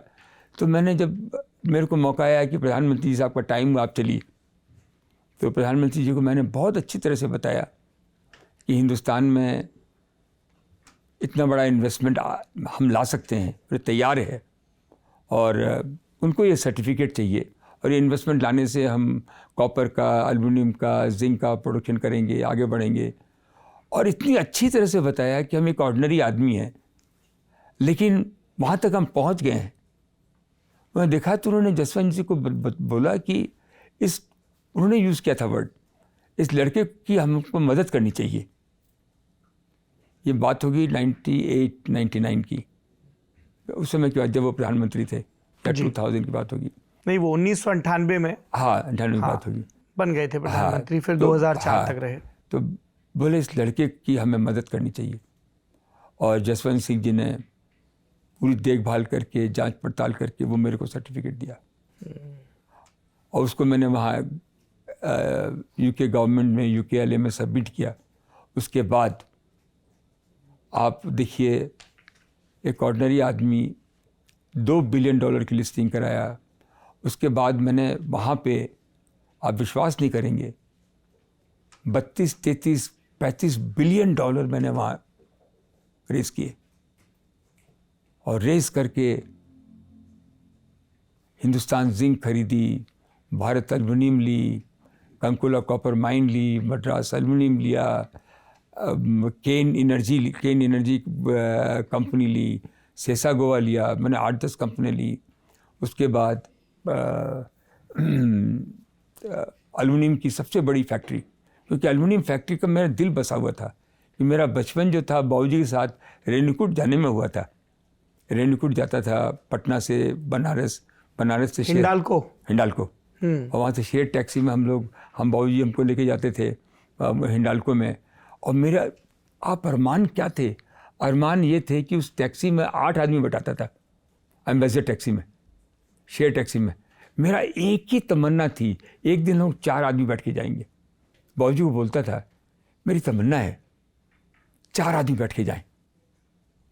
तो इस हालात में जब वो फैक्ट्री देखा मैंने, तो मैंने कहा मेरी ज़िंदगी में एक ऐसी फैक्ट्री होनी चाहिए। देखिए, ईश्वर मैनिफेस्टेशन देता है, आप विश्वास रखिए, आप सपना देखिए, वो मैनिफेस्टेशन होके वो रेणुकूट जैसी 4 गुना बड़ी फैक्ट्री हमने खड़ी की है, वो चल रही है। तो ये जो चीज़ें आप जो सपना देखते हैं जी, तो वो इसी हिसाब से अटल जी से मुलाकात हुई, और ये इम्प्रेशन रहा। 2 बार मैं मिला, दोनों बार एक गरिमा थी देश के प्रति, और बहुत साधारण व्यक्तित्व में सारी बातें बोलते थे। पहली कंपनी आपने कौन सी खरीदी? शमशेर स्टर्लिंग? शमशेर स्टर्लिंग। जब मैं यहाँ से पहुँचा, जब मैं सुनता था कि लोग टेक ओवर करते हैं, तो जब मैं स्क्रैप का काम कर रहा था, केबल फैक्ट्री में झाड़ू लगा के स्क्रैप को इकट्ठा करता था, लेता था। लेकिन लगता, आप खुद झाड़ू लगाते थे? झाड़ू नहीं, लोगों से झाड़ू लगा के, कभी ऐसा छोटा काम कभी ऐसा कर भी सकते हैं, लेकिन ऐसी नौबत नहीं आई। अपना व्यापारी बन के ही रहे, फिर नौकरी भी कर ली। तो वो स्क्रैप इकट्ठा करके भट्टियों में बेचते थे। तो उस समय पता चला कि एक कंपनी है शमशेर स्टर्लिंग, वो घाटकोपर में है, वो बैंकरप्ट हो गई है। बैंकरप्ट का मतलब भी नहीं मालूम था, कभी सुना भी नहीं था। दिवालिया हो गया तो समझ में आता था, लेकिन बैंकरप्ट क्या होता है तो पता चला। तो पता लगा कि वो कोर्ट रिसीवर ऑफिस में क्लर्क मिल गया, लगा वही भगवान है। उसी पीछे सुबह शाम लगे रहे, समझते रहे, बातचीत करते रहे, लगे रहे। कभी खाना खिलाएं, कभी उसको ड्रिंक पे ले जाएं। अभी भी याद है, बोलता था कि फ्राई करके एक मिर्ची लेके आओ, और ड्रिंक के साथ में फ्राई करके वाला मिर्ची खाता था। लेकिन उसको कराते रहे, खाली पता लगने के लिए। 69 तो नहीं पीता था ना? हाँ, वो आपकी फेवरेट ड्रिंक वेट 69 तो नहीं पीता था ना? वो वेट 69 तो पटना से चले थे, तो था कि ये चेक लिस्ट में था कि वेट 69 की बोतल हमने खाली फिल्म में देखी थी। हाँ। एक फिजिकल देखनी थी, तो वो पटना आके देखी, डबल डेकर बस फिजिकल आके देखी। बड़ी बड़ी इमारतें भी जो कभी देखी नहीं थी, वो भी यहाँ आके देखी। देवानंद को देखना था, वो भी सन होटल में देख के आए। फिरोज़ खान को भी देखा, तो ताजमहल होटल में देखे। तो वो अभी भी याद है, वो ताजमहल में जब घुस रहे थे उसे रोक लिया। आपने? नहीं, वो दरबान ने। अच्छा, दरबार ने आपको रोक लिया? हाँ, तो कितना भी, अभी जैसे हमको तो कोई आइडिया नहीं था, कभी काला पैंट और पीली शर्ट पहन के वॉक कर रहे हैं, पीछे से किसी ने बोल दिया ए टैक्सी, तो लगता हमको बोल रहा है कि टैक्सी को बुला रहा है, क्योंकि मैं भी वही कलर पहना हुआ हूँ। तो अपना उलझे रहते थे। थोड़ा मोटा भी था, काफ़ी मोटा था, 90 किलो वजन था, पूरा डुल डाल ज़बरदस्त था। तो पीछे से कोई बोल दे ए मोटे, तो सोचते थे वो मेरे को बोल रहा है किसी और को बुला रहा है। तो ये इसी उधेड़ धुन में जो लाइफ चली, इसी से सीखते गए। तो आप फ्राइड मिर्ची लेके बैठे हैं क्लर्क के सामने साथ उससे बैठे, तो उसने बताया। फिर वो कंपनी ऑक्शन हुई तो उसको हमने 15,50,000 रुपये में डाउन पेमेंट में ली, बाकी बाद में देना था। तो 5 लाख तो बाबूजी ने दिया, मिला जुला करके, आगे पीछे मिला मिलू करके, इस तरह से मार मुँह करके 5 लाख रुपया हमने, रसिक भाई मेरा सबसे अच्छा दोस्त था। रसिक भाई गजब आदमी था, ऐसा आदमी अभी नहीं रहे। मैं याद करके उनको धन्यवाद देता हूँ कि एक सड़क पे खड़े आदमी को उसने उंगली पकड़ ली। और एक हमारे मामा जी थे, जो हमारे बाबूजी के मामा जी थे, उनसे 5 लाख रुपए लिया, उनको 25, वो करके हमने वो फैक्ट्री ली। और फैक्ट्री का आप विश्वास नहीं कर सकते हैं, वो ऐसी फैक्ट्री मिली, उसने मेरे तकदीर खोल दिए। और दत्ता सामंत की उसमें यूनियन थी, पैसे की इतनी शॉर्टेज थी। दत्ता सामंत तो बड़े सख्त मजदूर नेता माने जाते थे। आपको लेकिन दिक्कत आई मैं इस उनके तरह? घर पे 10 बार गया हूँगा, मैं डरता ही नहीं था। लोग बोलते थे आपको मार देगा, झापड़ मार देगा, क्या होता, इधर भी अगर कुछ कर हो जाएगा देखेंगे। लेकिन उसको बोलेंगे भैया हमारी फैक्ट्री मत बंद कराओ भैया, चलने दो। तो ऐसा बोलते भी थे उसको, बोलते चलिए। अपने जो बेस्ट होता है, जो प्रैक्टिकल में आपके मन में आ रहा है वो आप बोलते जाओ, उसी से आपको सही बात निकलना चालू हो जाएगी। लेकिन आप सोचोगे सही बात ही निकले, वैसा नहीं होगा। ये मेरा अनुभव है। आपकी रियाज से आता है। हाँ, आप जब बात करते जाओगे, आप उस काम को करते जाओगे, तो ऑटोमेटिकली जो सही चीज़ वो आ जाएगी। आप सोचोगे पहले दिन ही सही चीज़ आ जाए। क्या बात। या हो सकता है कि लोग किताबों में पढ़ के वो सही चीज़ कर लेते हो, वो मैंने कभी किया नहीं, वो भी हो सकता है। तो फिर फैक्ट्री चल निकली। फैक्ट्री 10 साल लगे, बहुत उससे मेरे को सब कुछ सिखाया। कई लोगों ने कहा कि वो बड़ा मुश्किल वक्त रहा है 1976 से 1986 का। बहुत ज़बरदस्त रहा, बहुत उसमें मैंने सब चीज़ देख ली। मैंने ऐसी कोई चीज़ नहीं थी जो मैंने नहीं देखी। मेरे को अभी भी याद है, मैं घाटकोपर एक बार टैक्सी से जा रहा था, उस फैक्ट्री मेरी घाटकोपर में थी। तो इतनी बारिश कि 3-4 दिन तक बारिश चलती रही। तो अभी भी याद है, मैं पेडर रोड पर एक छोटे से फ्लैट में 350 स्क्वायर फीट के फ्लैट में रहता था। और नीचे उतरा तो सरदार जी एक टैक्सी में थे, ड्राइवर थे। तो घाटकोपर जाना ले गए। वहाँ जब मैं उतरा, मैंने पॉकेट से 100 का नोट निकाल के उनको दिया, मैं भूल नहीं सकता। उसने कहा ऐसी तूफान में अगर 100 रुपये का खुदरा मेरे पास होता तो मैं घर से निकलता, मैं तो घर में आराम कर रहा होता। और आपसे बड़ा बेवकूफ़ नहीं देखा, जिसके पॉकेट में 100 रुपया है वो घर से बाहर निकला है। तो ये सब बातें जो हैं दिल को छूती हैं, संतोष दिलाती हैं।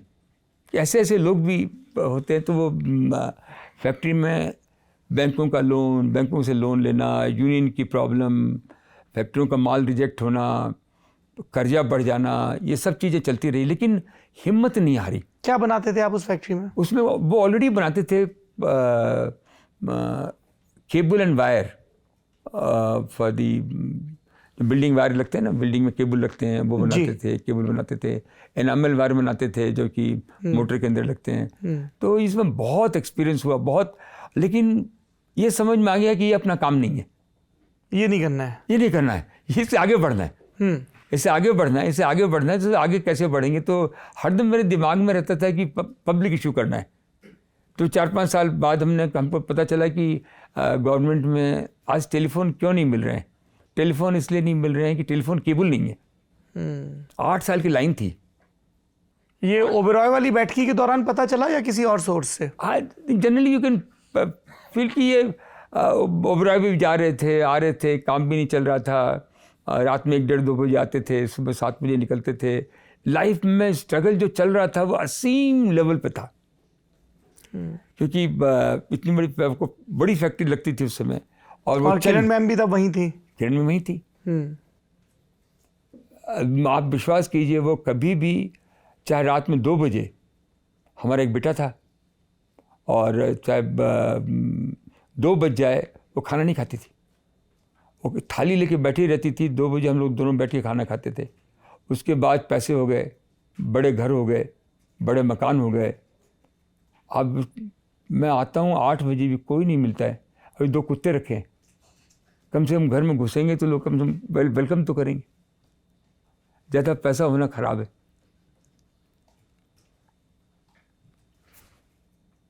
ये नहीं उनमें भाव नहीं है, हमारे बच्चों में या हमारी बीवी में भाव नहीं है। वो हालात बदलते रहते हैं, वो भाव बदलते रहते हैं। तो फिर आपने टेलीफोन के केबल बनाने शुरू किए। टेलीफोन केबल बनाना चालू किया। ये लेट 80s की बात है। 86-88 सैम पित्रोदा आ गए थे, जगह जगह फोन लग रहे थे। वही उसके आपको सब स्टडी अच्छी है, तो अपना फिर पब्लिक इशू करना है। और पब्लिक इशू कैसे करें, क्या करें, किस तरह से करें। चार्टर्ड अकाउंटेंट ने पकड़ा, इसको पकड़ा, बैंक को पकड़ा, करके वो कर लिया। एक नारायण स्वामी हमारे आदमी अभी भी हैं, गजब के आदमी मिले। एक तरुण जैन मिल गया, ये सब मिले हमको साथ में। मिल करके हमको पहला इशू 4.5 करोड़ रुपए का कर लिया। क्या नाम था कंपनी का? Sterlite cable. Sterlite cable. तो 4.5 करोड़। फिर तो पब्लिक इशू की धुन लग गई। फिर दूसरा पब्लिक इशू 25 करोड़ का कर लिया। फिर चाल मिलने लगी। फिर अपना कॉपर रॉड बनाएंगे, फिर एल्यूमिनियम की फैक्ट्री लगाएंगे, फिर ये और फिर 1000 करोड़ का इशू कर लिया। अच्छा। हाँ, वो आगे बढ़ते चले गए। फिर अपने एक छोटा घर था, एक बड़ा फ्लैट ले लिया समुद्र महल में, एक छोटा समुद्र महल उधर मरीन पे। हाँ।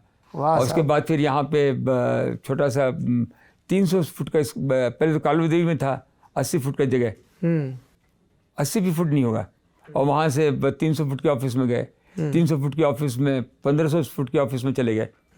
लेकिन ये 4 दौड़ दिखा है, पानी की तरह, नदी की तरह बहते चले गए, लेकिन कभी खारा नहीं हुए। सबकी मदद करना, सबको साथ रखना, पुराने दोस्तों को छोड़ना नहीं, तो ऑटोमेटिक चलता रहा। तो ये अपने फिर भी वो ये इश्यू वगैरह करने के बाद लगा कि एक क्लब जैसा माहौल है। यहाँ सभी लोग पूछते हैं कि आप कौन हो, आपको अंग्रेजी आती है क्या, आपके बाप दादा कौन हैं। ये बड़े बड़े लोग का एक वहाँ पर घुसना बहुत मुश्किल है, उनके कनेक्शन, उनकी बातें। तो एक ही समझ में आया कि यहाँ से विलायत जाओ, और विलायत में जब तगमा, वहाँ कोई पूछता नहीं है आप कौन हो। वहाँ पे अगर सक्सेसफुल हो कि आप आ गए तो यहाँ वाले लोग आपको एंट्री दे देंगे, दोनों हाथों से वेलकम करेंगे। ऐसा मन में विचार आता था जी। और उसके बाद फिर ये तो भारत एल्युमिनियम का अधिग्रहण पहले कर लिया या पहले लंदन गए? पहले लंदन गए, फिर उसके बाद ये टेक ओवर शुरू हुआ। अच्छा सर, हम लोग लिस्टिंग की बात कर रहे हैं। एक विवाद हुआ था 1998 में। हर्षद मेहता शेयर मार्केट में वापसी की कोशिश कर रहे थे, एक और घोटाले में फंस गए बॉम्बे स्टॉक एक्सचेंज में, जिसके चलते पेमेंट क्राइसिस भी हुआ था। 3 कंपनियों के नाम लिए गए, BPL, वीडियोकॉन और स्टरलाइट इंडस्ट्रीज़, जो कि अनिल अग्रवाल की यानी आपकी कंपनी थी। हर्षद मेहता पर जांच के बाद सेबी ने यह जांच की थी, मैनिपुलेशन का इल्ज़ाम लगा और जीवन भर के लिए प्रतिबंध लगा दिया गया, और आप लोगों पर सीमित समय के लिए कैपिटल मार्केट में प्रवेश पर रोक लगा दी गई। क्या तभी आपने कंपनी का नाम स्टरलाइट से बदल के वेदांता रिसोर्स किया या बाद में किया? वेदांता रिसोर्स लंदन में आके हुआ। Okay. और इन बातों से घबराना नहीं चाहिए। क्या ये आपकी ज़िंदगी के दुख सुख, खांसी, सर्दी, बुखार हैं। अगर आपने कोई काम आपने नहीं किया है या करने की कोई मंशा नहीं थी, फिर भी इस तरह के आपके पास, क्योंकि ये आएंगे, ये परीक्षाएं की घड़ी हैं, ये स्मूथ जीवन तो चल ही नहीं सकता है। आप गांधी जी से लेके किसी का भी आप नाम ले लीजिए, अब्राहम लिंकन का नाम ले लीजिए। ये तो जीवन एक मशीन नहीं है। ये इस तरह की चीज़ें आपके पास आती रहेंगी और उनसे आप सीखते जाओगे, तभी हम आराम से आज बैठे हैं जी। इस दौर से तो हर आदमी को गुजरना ही पड़ेगा। क्या अनिल अग्रवाल की कभी हर्षद मेहता से मुलाकात हुई थी? जी हाँ, हुई है। वो हमारे घर के बगल में ही रहते थे। मैं एक ही बार उनसे मुलाकात हुई है मेरी, जबकि वो समुद्र महल में नीचे वॉक करने के लिए, क्योंकि उनका घर हमारे बाउंड्री से पार में था, तो वो हमारे पास आए और हमको अभी भी याद है, बहुत हंसता हुआ चेहरा था और हमको आके बोले कि मैं आपकी बहुत कदर करता हूँ और आपके शेयर के प्राइस बहुत ऊंचे जाएंगे। ऐसा मेरे को याद है, कुछ हल्का फुल्का उन्होंने कहा था। ऐसी बातचीत हुई। वो मेरे को परखने आए थे कि मेरी कंपनी में क्या था, मेरे को आइडिया नहीं है, लेकिन उनके कांड आप कोई भी इंडस्ट्रियलिस्ट के साथ देखिए, सबके साथ लगे हैं जी। कोई भी कंपनी कहीं ना कहीं लगे हैं। तो ये चीज़ें आप मीडिया में रहते तो मीडिया के आपके आरोप आएंगे, आप फिल्म में रहेंगे तो फिल्म के आरोप आएंगे। हर तरह का you should be ready, but आपका फंडामेंटल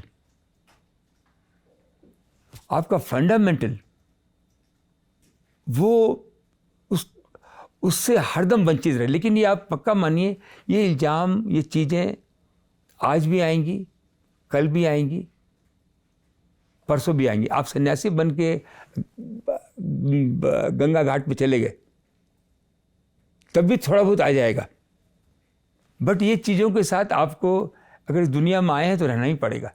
क्या दलीलें दी गई आप लोगों की तरफ से सिक्योरिटीज अप्लाइड ट्रिब्यूनल, जिसको SAT कहते हैं, क्योंकि वहाँ पे आपको बरी किया गया? हाँ, नहीं, मैं बोल रहा हूँ, मेरे को तो याद भी नहीं है, आप याद दिला रहे हैं तो याद आ रहा है। तो इस तरह के ये जो चेक एजेंसियां हैं, इनकी वजह से ही हम लोग आज बचे हुए हैं, क्योंकि ये एजेंसियां ऐसी हैं कि जो हमको चेक एंड बैलेंस में रखती हैं। उसमें जो समझदार है वो निकल करके अपने आप को आगे और दुरुस्त करता है।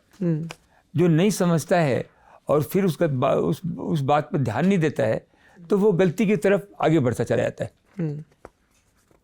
ये मसला रहा। ओके। एक सर, अगर बिल्कुल हम इधर 97-98 की दौर की चूँकि बात कर रही है, तूतीकोरिन वाला प्रोजेक्ट भी तभी शुरू हुआ था? हाँ, तूतीकोरिन ये मेरा ख्वाब था। मेरा ख्वाब हरदम यही रहा कि हिंदुस्तान से बढ़ के, मैं सही बोलता हूँ, मैं पूरी दुनिया में रहा हूँ, उससे ज़्यादा बढ़िया ईश्वर ने कोई दूसरी जगह बनाई नहीं है। ये मेरा अनुभव है और विश्वास भी है। यहाँ के लोग, यहाँ की धरती माँ अलग है। धरती के ऊपर और धरती के नीचे दो ही चीज़ें हैं जो सारी दुनिया को आगे लेके जाती है। चाहे अमेरिका आगे बढ़ा, चाहे मिडल ईस्ट आगे बढ़ा, चाहे ऑस्ट्रेलिया आगे बढ़ा, चाहे यूरोप आगे बढ़ा, ये धरती के नीचे उन्होंने जो उत्पादन किया उससे ही ये लोग आगे बढ़े। चाहे वो हीरा हो, चाहे वो सोना हो, चाहे वो कॉपर हो, चाहे वो जिंक हो, एल्युमिनियम हो, न्यूक्लियर हो, जो भी चीज़ आई वो सब ज़मीन के नीचे से आई। और हिंदुस्तान में पूरी दुनिया एक ही चीज़ चाहती थी कि हिंदुस्तान खरीदार रहे, इंपोर्टर रहे, अपनी चीज़ें बनाए नहीं, बेचे नहीं। तो जितने भी एनवायरनमेंट वाले हैं, सो कॉल एनवायरमेंटल वाले, बड़े मुल्क वाले, बड़े मुल्क वाले, उनको लगा कि ये बड़ी बड़ी कंट्रियां हैं, ये अपना उत्पादन नहीं करें, ये हम लोगों से ही माल लेती रहें और हम हरदम ज़िंदगी भर के लिए सदियों तक तो गरीब ही रहें। जबकि मैंने किताब पढ़ी थी जिसमें लिखा था कि 25% और 24% of GDP of the world India है। ये मेरे जहन में घुसा हुआ था। जी, मेडिकल एज में एक समय ऐसा था कि हमारी 25% की भागीदारी थी दुनिया की GDP दुनिया की। और वो किस कारण थी? क्योंकि हम सबसे ज़्यादा सोना बनाते थे, हमारे यहाँ सबसे ज़्यादा हीरा बनता था, हमारे यहाँ सबसे ज़्यादा बढ़िया कॉपर बनता था, तो ज़मीन की जो अंदर से चीज़ निकलती थी जी। वो धीरे धीरे धीरे अंग्रेज़ों लोगों ने जो आए उन्होंने मेरे को लग रहा है मैं इंग्लैंड में बैठा हुआ हूँ, तो मेरे को अचानक ध्यान आया कि वो अंग्रेज़ तो नहीं बैठा है। तो इन्होंने माइनिंग ऐसे की जाती है, उन्होंने माइनिंग ऐसे करनी चालू कर दी, जितना बढ़िया माल है निकालना चालू कर दिया। हमारे सारे डायमंड उठा के ले गए। आप बोलिए कोहिनूर का हीरा, आप बोलते हैं हिंदुस्तान में डायमंड नहीं है, कोहिनूर का हीरा कहाँ का है? इंडिया का है। तो ये चीज़ सब बातें मैं सोचता था, तो मेरे को लगा कि ये कॉपर हम इंपोर्ट क्यों करते हैं? हम कॉपर हम खुद क्यों नहीं बना सकते हैं? आप विश्वास नहीं कर सकते हैं, एक ऑर्डिनरी आदमी ऐसा सोच नहीं सकता है, कर नहीं सकता है। जब मैंने अपने आदमी को, अच्छे आदमी को बताया, तो 15 लोग तो मेरे को रिजाइन करके चले गए। ऐसा सोचना भी गुनाह है। क्या सोचते हो तुम? बड़े बड़े लोग नहीं सोच रहे, तुम ऐसा सोचते हो। मैं सोचूंगा। मैं ऑस्ट्रेलिया गया, वहाँ से कोलैबोरेशन किया, अमेरिका गया, अमेरिका में एक सेकेंड हैंड कॉपर स्मेल्टर, वो for some reason they wanted to move, उनके इक्विपमेंट मैंने ख़रीदा। एक इंजीनियरिंग कंपनी ली, ब्राउन एंड रूट, उनसे बातचीत की, करा करके मैंने कहा हम ये कॉपर स्मेल्टर लगाएंगे, और यहाँ पे इसका पब्लिक इशू किया। पब्लिक इशू करके पहले हम सोच रहे थे महाराष्ट्र में लगाएं, इन्वायरमेंट नहीं था, लोग तैयार नहीं थे। इंडस्ट्रियलिस्ट के नाम में या तो बड़ी कंपनी में टाटा आ सकता था, बिरलाज आ सकते थे, थोड़ा बहुत जेके आ सकते थे, और कोई था नहीं। एक ऑर्डिनरी आदमी जो फैक्ट्री लगा रहा है, इसका मतलब है कि वो बैंक का कोई गबन कर लेगा, या फिर गांव की कोई ज़मीन ज़बरदस्ती हड़प लेगा। तो गांव वालों को विश्वास नहीं रहता था, एक अराजकता का माहौल था। उस हालात में हमने ये कॉपर की फैक्ट्री टुटीकोरिन में लगाई। बहुत ही बढ़िया फैक्ट्री, बहुत शानदार फैक्ट्री लगी, और उससे कम से कम भी सैकड़ों इंडस्ट्रियाँ जो कि इंपोर्ट कर रही थी माल, वो सब हमसे माल ले रही थी, काम अच्छा चल रहा था। उसके बाद चलते चलते चलते चलते ये बात पक्की है, रिपोर्ट भी है कि बाहर की कंट्रियों ने इस कंपनी को बंद कराने की साजिश की। पोल्यूशन का मामला उठाया जो कि टिपिकल है, और उस मामले को उठा करके विवाद हुआ, और विवाद होके लोकल लोगों को जागृत किया गया कि ये फैक्ट्री जो पोल्यूशन होगी, कुछ होगी। उसका मोर्चा निकाला गया जो कि 10 किलोमीटर दूर था हमारे से, हमारी फैक्ट्रियों से। तो वहाँ पे पुलिस फायरिंग हो गई। तो कहाँ से क्या हो जाएगा, दिल भी दुखता है। लेकिन आप जंग में चले हैं, आज जंग में चले हैं, मन चंगा तो कटौती में गंगा, हिम्मतें मर्दे मर्दे खुदा, हिम्मत मत तोड़ना। ये बात 100% पक्की है। ये टुटीकोरिन का प्लांट देश का प्लांट है, मेरा नहीं है, ये नेशनल एसेट है। जब आप लोग बना रहे थे तब ये आइडिया था कि गल्फ ऑफ मन्नार के पार है, जो कि एक इकोलॉजिकली सेंसिटिव जोन है। हम लोग को इस मनुस्पृधा से निकलना पड़ेगा। आप लोग जो कॉमन लोग, ये जो इससे अगर हम लोग निकलेंगे नहीं तो हम लोग, मेरे को बहुत तकलीफ के साथ कहना पड़ रहा है कि हम लोग बहुत पिछड़ जाएंगे। अगर हिंदुस्तान में देखिए ऑपरेशन करते हैं, एक जब तक कि कर्मठ सर्जन आता है और take a decision, no I will go ahead, उसके पहले जितनी रिपोर्टें आती हैं उसको दो तरफ चलने लगता है। ये कमी है, वो कमी है, यहाँ आप चक्कू लगा देंगे तो वहाँ ये हो जाएगा। लेकिन जो एक कर्मठ होता है, ही टेक ए डिसीजन। हमको देश के साथ डिसीजन लेना है। आर यू सेइंग सर कि जो पर्यावरण के संरक्षण के नियम हैं वो औद्योगिक विकास में बाधा बन रहे हैं? नियम का सवाल नहीं है, ये मनस्थिति का सवाल है जी, मनस्थिति का सवाल है। अगर मैं इस कार्यक्रम में इसके लिए नहीं आया था, फिर भी मैं बोल सकता हूँ सर कि आज हिंदुस्तान को, हम लोगों को इसमें कहीं कोई डाउट नहीं है कि अमेरिका से भी आगे बढ़ेगा। ये जी हमारे दिमाग में ठोक दिया गया है कि अगर आप धरती के नीचे से तेल निकालोगे तो इन्वायरमेंट प्रॉब्लम हो जाएगा। आज ट्रंप ने सबसे पहला काम क्या किया? उसने कहा कि मैं पेरिस, जो इन्वायरमेंटल के लिए सबसे बड़ा मुकुट है, जी उससे मैं त्यागपत्र देता हूँ। मेरे को इससे कोई मतलब नहीं है। हम अपनी रक्षा करना खुद जानते हैं। और उसने कहा सबसे ज़रूरी है तेल और गैस का उत्पादन करना हमारे कंट्री में।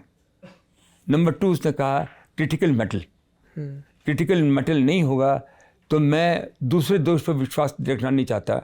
मेरे को क्रिटिकल मेटल का प्रोडक्शन करना है। क्रिटिकल मेटल क्या है? कॉपर है, कोबाल्ट है, हमारे प्रचुर मात्रा में है। जी ऑयल एंड गैस हमारे भरा हुआ, 90% ऑयल एंड गैस हम इंपोर्ट करते हैं।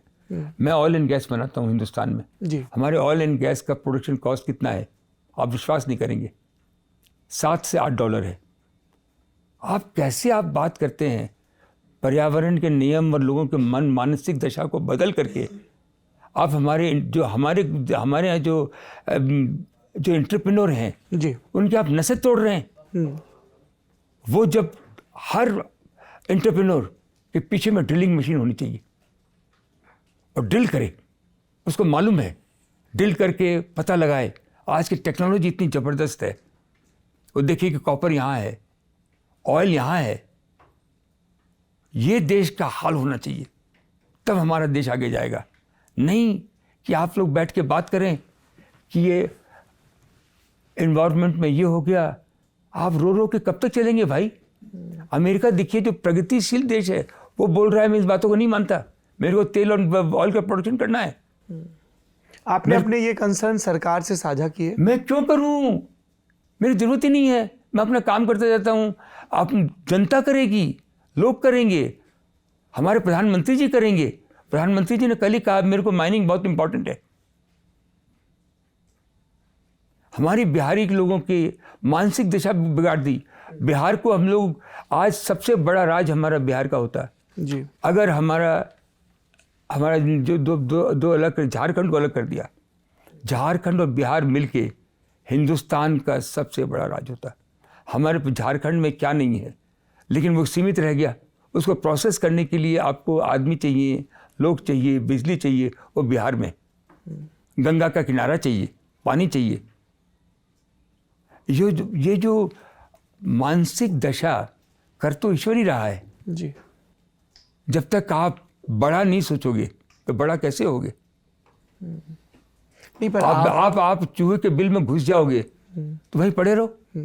मैं ये जानना चाह रहा हूँ सर, चूंकि आप एक लीडिंग बिजनेस, मैं लीडिंग नहीं हूँ, मैं तो नेचुरल बिजनेसमैन हूँ।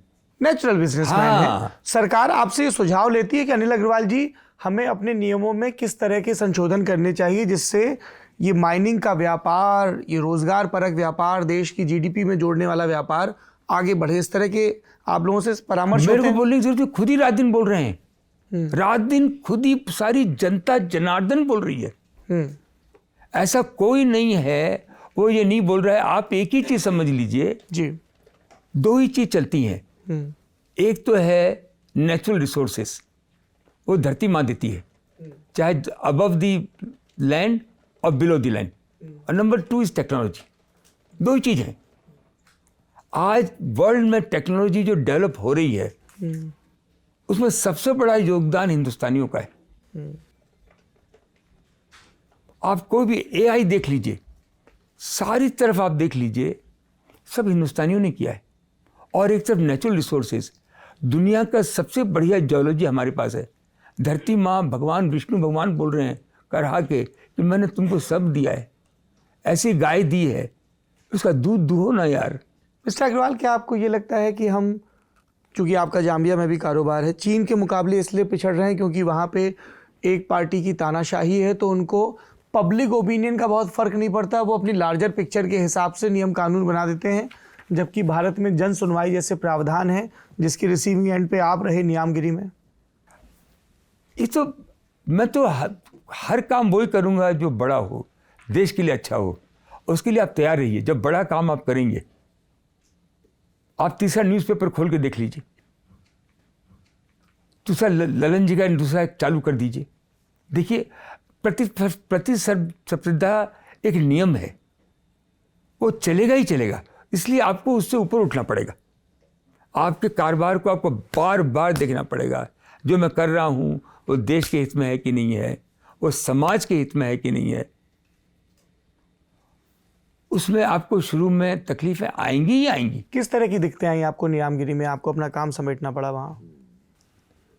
चल रहा है क्या, क्योंकि लोग, पूरी दुनिया हिल गई थी कि अगर हिंदुस्तान में बॉक्साइट की माइन खुल गई तो हिंदुस्तान कैप्चर कर लेगा।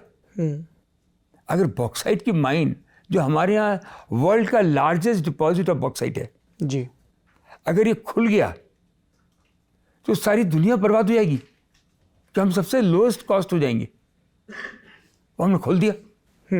बड़े बड़े आदमी सोच ही नहीं सकते थे, लेकिन हम लोग सिंपल लोग थे, उसको खोला तो सारी दुनिया पीछे लगी।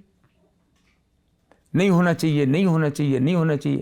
आज आप देखिए हर राज्य बोल रहा है कि बॉक्साइट होना ही चाहिए। एल्युमिनियम अगर नहीं बनेगा, एक कार में 33 पार्ट्स एल्युमिनियम के लगते हैं। आप एल्युमिनियम रिप्लेस करेगा स्टील को, चाहे वैगन हो, चाहे एरोप्लेन हो, चाहे कार हो, चाहे बस हो। ये सबसे सस्टेनेबल और इन्वायरमेंटल फ्रेंडली मटेरियल वर्ल्ड में एक ही है, वो है एल्युमिनियम। और एल्युमिनियम जो हिंदुस्तान बना सकता है, तो हिंदुस्तान में थोड़ा टाइम लगा है, लेकिन आप समझ लीजिए हिंदुस्तान को कोई रोकने वाला नहीं है। क्या तजुर्बे रहे आपके यूपीए गवर्नमेंट से डीलिंग में नीलामगिरी को लेके? मेरे तो एक जो कुर्सी पे बैठा है वही मेरा भगवान है। पर उस समय के भगवानों ने तो आपकी दलीलें नहीं क्या सुनी। फर्क पड़ता है? उसको एक पॉलिटिकल मुद्दा बना दिया। आप 10 बार मंदिर जाते हैं, 10 बार आपकी सुनवाई हो जाएगी क्या? कभी मन में आपकी कटुता का भाव आता है कि ये सरकार नहीं सुन रही है? राहुल गांधी खुद वहां जाके धरने बैठ गए। ये बीवी और हस्बैंड के जैसा मामला है। आपकी बातचीत भी होती है, आप जाएंगे कहाँ? जाएं तो जाएं कहाँ? इसी घर में रहना है, इसी घर से निकलना है। हम हिंदुस्तान में जन्मे हैं, यही हमारी गति होने वाली है। हम कहाँ बाहर जाके गति लेंगे? तो ये देश अच्छा है, काम अच्छा है, काम क्या प्रोग्रेस हो रहा है। अभी जो है एक ही बात है, एंटरप्रेन्योर को समझ में आ गया है कि बिलो द ग्राउंड ड्रिलिंग करनी है। हमारे यहाँ सेमीकंडक्टर बनाना है, हमारे यहाँ कंडक्टर बनाना है, हमारे यहाँ ऑयल बनाना है, हमारे यहाँ गैस बनानी है, हमारे यहाँ कॉपर बनाना है, उसके पार्ट्स बनाने हैं। और सबसे बड़ा योगदान तो हमारे मीडिया का रहा है, जो मीडिया पहले बात समझती नहीं थी, आज वो समझ रही है। हम गरीब कब तक रहेंगे? और अबव द ग्राउंड जो खेती हम करते हैं, जो धरती माता जो देती है, उससे हम दो टाइम की खाना ही खा सकते हैं। उसके बियॉन्ड अगर हमको अपनी वेल्थ क्रिएशन करनी है तो हमको बिलो द ग्राउंड जाना ही पड़ेगा जी। हम कब तक, आप $100 में हम तेल खरीदेंगे? $100 में पागल हो जाएंगे हम लोग, जबकि हम $10 में बनाते हैं तेल। ये हमारे एंटरप्रेन्योर ये छोटा छोटा रिजर्व को डाइल्यूट निकालेंगे, 100 बैरल, 500 बैरल, 1000 बैरल ऑयल निकालेंगे, गैस निकालेंगे। वो दिन मैं सपने देख रहा हूँ। भारत अपनी ऊर्जा जरूरतों को पूरी करे, खुद सक्षम बने और दूसरों को भेजेगा, इतना है। सर, एक बड़ी खबर आई थी पिछले दिनों, हम सब बड़े उत्साहित थे और उसमें वेदांता एक बड़ा स्टेक होल्डर था। सेमीकंडक्टर, हाँ, हिंदुस्तान में चिप बने और एक बड़ा ऐलान हुआ कि वेदांता और फायरफॉक्स के बीच ये कोलैबोरेशन हुआ है। फिर खबर आई कि फायरफॉक्स हट गया है। क्या हुआ था सर? देखिए, हम लोग यात्रा पे हैं। फॉक्सकॉन, हम लोग यात्रा पे हैं जी। हम लोग की जर्नी चालू है, हम यात्रा पे हैं। पटना से चले, चलते चलते अमेरिका चले गए, बेटी का जन्म हुआ, लंदन आ गए, लंदन से यहाँ कंपनियाँ ली। यात्रा पे हैं। जो चीज़ समझ में आती है देखते हैं, सुनते हैं, करते हैं, नहीं जमती है आगे बढ़ जाते हैं, अटकते नहीं हैं। कुछ तो लोग कहेंगे, लोगों का काम है कहना, छोड़ो बेकार की बातों को, कहीं बीत न जाए रहना। हमारी रात बिगड़ रही है, रात जा रही है, मैं कहीं फंसना नहीं चाहता, ना पटकूंगा ना अटकूंगा। ये भी एक आया कि सेमीकंडक्टर दुनिया को बदलेगा। हमारे पास दुनिया की सबसे बढ़िया कंपनी है जिसमें हम ये टीवी ग्लास बनाते हैं, हम सब डिस्प्ले वाला ग्लास बनाते हैं जी। वो सेमीकंडक्टर का एक पार्ट्स है। गवर्नमेंट की बहुत इच्छा थी, बहुत आगे बढ़े। जैसे जैसे आगे बढ़ते जा रहे हैं दूसरे लोग भी आ गए। फॉक्सकॉन नहीं, और लोग जो इंडियन कंपनी वाले हैं, दूसरे लोग भी आ गए जी। मेरे को भीड़ में जाने की इच्छा नहीं रहती है, लेकिन ये बात मैं पक्की कह सकता हूँ, आज भी गवर्नमेंट के दिल में आप ध्यान के देखेंगे, वो बोलेंगे अनिल अग्रवाल को दे देते तो अभी तक प्रोडक्शन भी लेके आया था। वो जज्बारू आदमी है, कफन बांध के काम करता है, काम को। सर अटका कहाँ, ये तो बता दीजिए। हाँ, अटका कोई अटका भी नहीं है, लेकिन वो जोश जवानी जो एक जरूर था, रोज आते जा रहे हैं, रोज एक नया काम आता है। आप सोचिए, मैं जिस जगह बैठा हूं, मेरे पास सपनों का संसार है। कोई आता है, उसको बेचता है, मेरे को दिखाता है, इंडिया में ये भी कर सकते हैं, ये भी कर सकते हैं। उसमें मैं थोड़ा इन्वेस्ट भी करता हूँ, देखता भी हूँ, लेकिन मैं कोई पागल की तरह जो 50 साल पहले लग जाता था या 40 साल पहले लग जाता था, अब मैं नहीं लगूंगा। मैं वही काम करूंगा। एक टाइम होता है कि आप हर हालत में वो काम करना चाहते हैं, एक टाइम होता है कि अपने हिसाब से आप काम करना चाहते हैं। तो अभी बनाएंगे सेमीकंडक्टर? कुछ मालूम नहीं है। हम जो बना रहे हैं, जो काम कर रहे हैं, वो बहुत अच्छा है और उसमें मेरे को पूरी तसल्ली है। उसके बाद देखते रहते हैं। एक काम आप कर रहे हैं जिससे मुझे व्यक्तिगत तौर पे बहुत तसल्ली है। हाँ, मैं राजस्थान के आदिवासी इलाकों में घूम रहा था और एक स्कूल में गया। स्कूल की इमारत थी और आंगनवाड़ी घर बने हुए थे और वहाँ पे आपकी कंपनी का नाम लिखा हुआ था। तो मैंने अध्यापकों से पूछा तो मुझे बताया गया कि वेदांता ने ऐसे कई आंगनबाड़ी घर वगैरह बना रखे हैं, नंद घर बना रखे हैं। ज़रा इस प्रोजेक्ट के बारे में बताइए। ये बात तो पक्की है कि भगवान ने की नज़र मेरे ऊपर है, तभी मेरे को इतना सक्षम बनाया है और मेरे को मारपीट करके ठीक भी करता रहता है। और मेरे पास पैसा भी होगा, उस पैसे का मैं क्या करूँगा, क्योंकि कुछ तो यहाँ से लेके जाना नहीं है। हम लोग छठ के टाइम में बिहार में अर्घ देने जाते थे, तो हमारी माँ बहनें जो हैं गंगा जी का पानी ऐसे उठाती थी और गंगा जी में छोड़ देती थी। वो मेरे दिमाग में इम्प्रिंट है, जो लिया तेरे को ही देना है, तेरा ही है। जो हाथ में थोड़ा बहुत बच गया उससे खाना पीना हो जाएगा। तो ये मेरे को लगा कि मेरी वेल्थ किस काम में आए, तो तीन ही चीज़ समझ में आती, क्योंकि मैं सरकार तो चलाता नहीं, कि हिंदुस्तान में 8 करोड़ बच्चे हैं 6 साल के आसपास। अगर हमने पढ़ा है शास्त्रों में बचपनों में कि 6 साल तक अगर आपकी नस्ल को मजबूत कर दिया जाए जी और आप में संस्कार डाल दिए जाए तो वो जिंदगी भर काम आते हैं। बात की पढ़ाई सब लिपाप होती है। तो ये मेरे दिमाग में बैठ गया कि 8 करोड़ के बच्चों को, और प्रिया मेरी बेटी जो है उस काम में मेरी बहुत मदद की है। हम उसको देख रहे हैं, उसके लिए 10 लाख नंद घर बनाने पड़ेंगे, उसको मॉडर्न टेक्नोलॉजी के माध्यम से बना रहे हैं। 10 lakh, 10 lakh, very big number. 10 lakh, 8 crore बच्चे हैं और महिलाएं। हमने बहुत 5 साल तक इसको आजमाया है। हिंदुस्तान की जो लड़कियां हैं, औरतें हैं, वो डिफरेंट है। एक एक भी लड़की ऐसे नहीं मिली जो इंटेलिजेंट नहीं हो, उसमें एक डिफरेंट है। वो उनको कुछ काम सिखाया जाए तो फोकस आ जाता है, करती हैं। तो वो इतनी एक्सप्लॉइट हो रही हैं, 16-17 साल में शादी हो जाती है, 3 बच्चे हो जाते हैं, एक पैसा हाथ में नहीं है।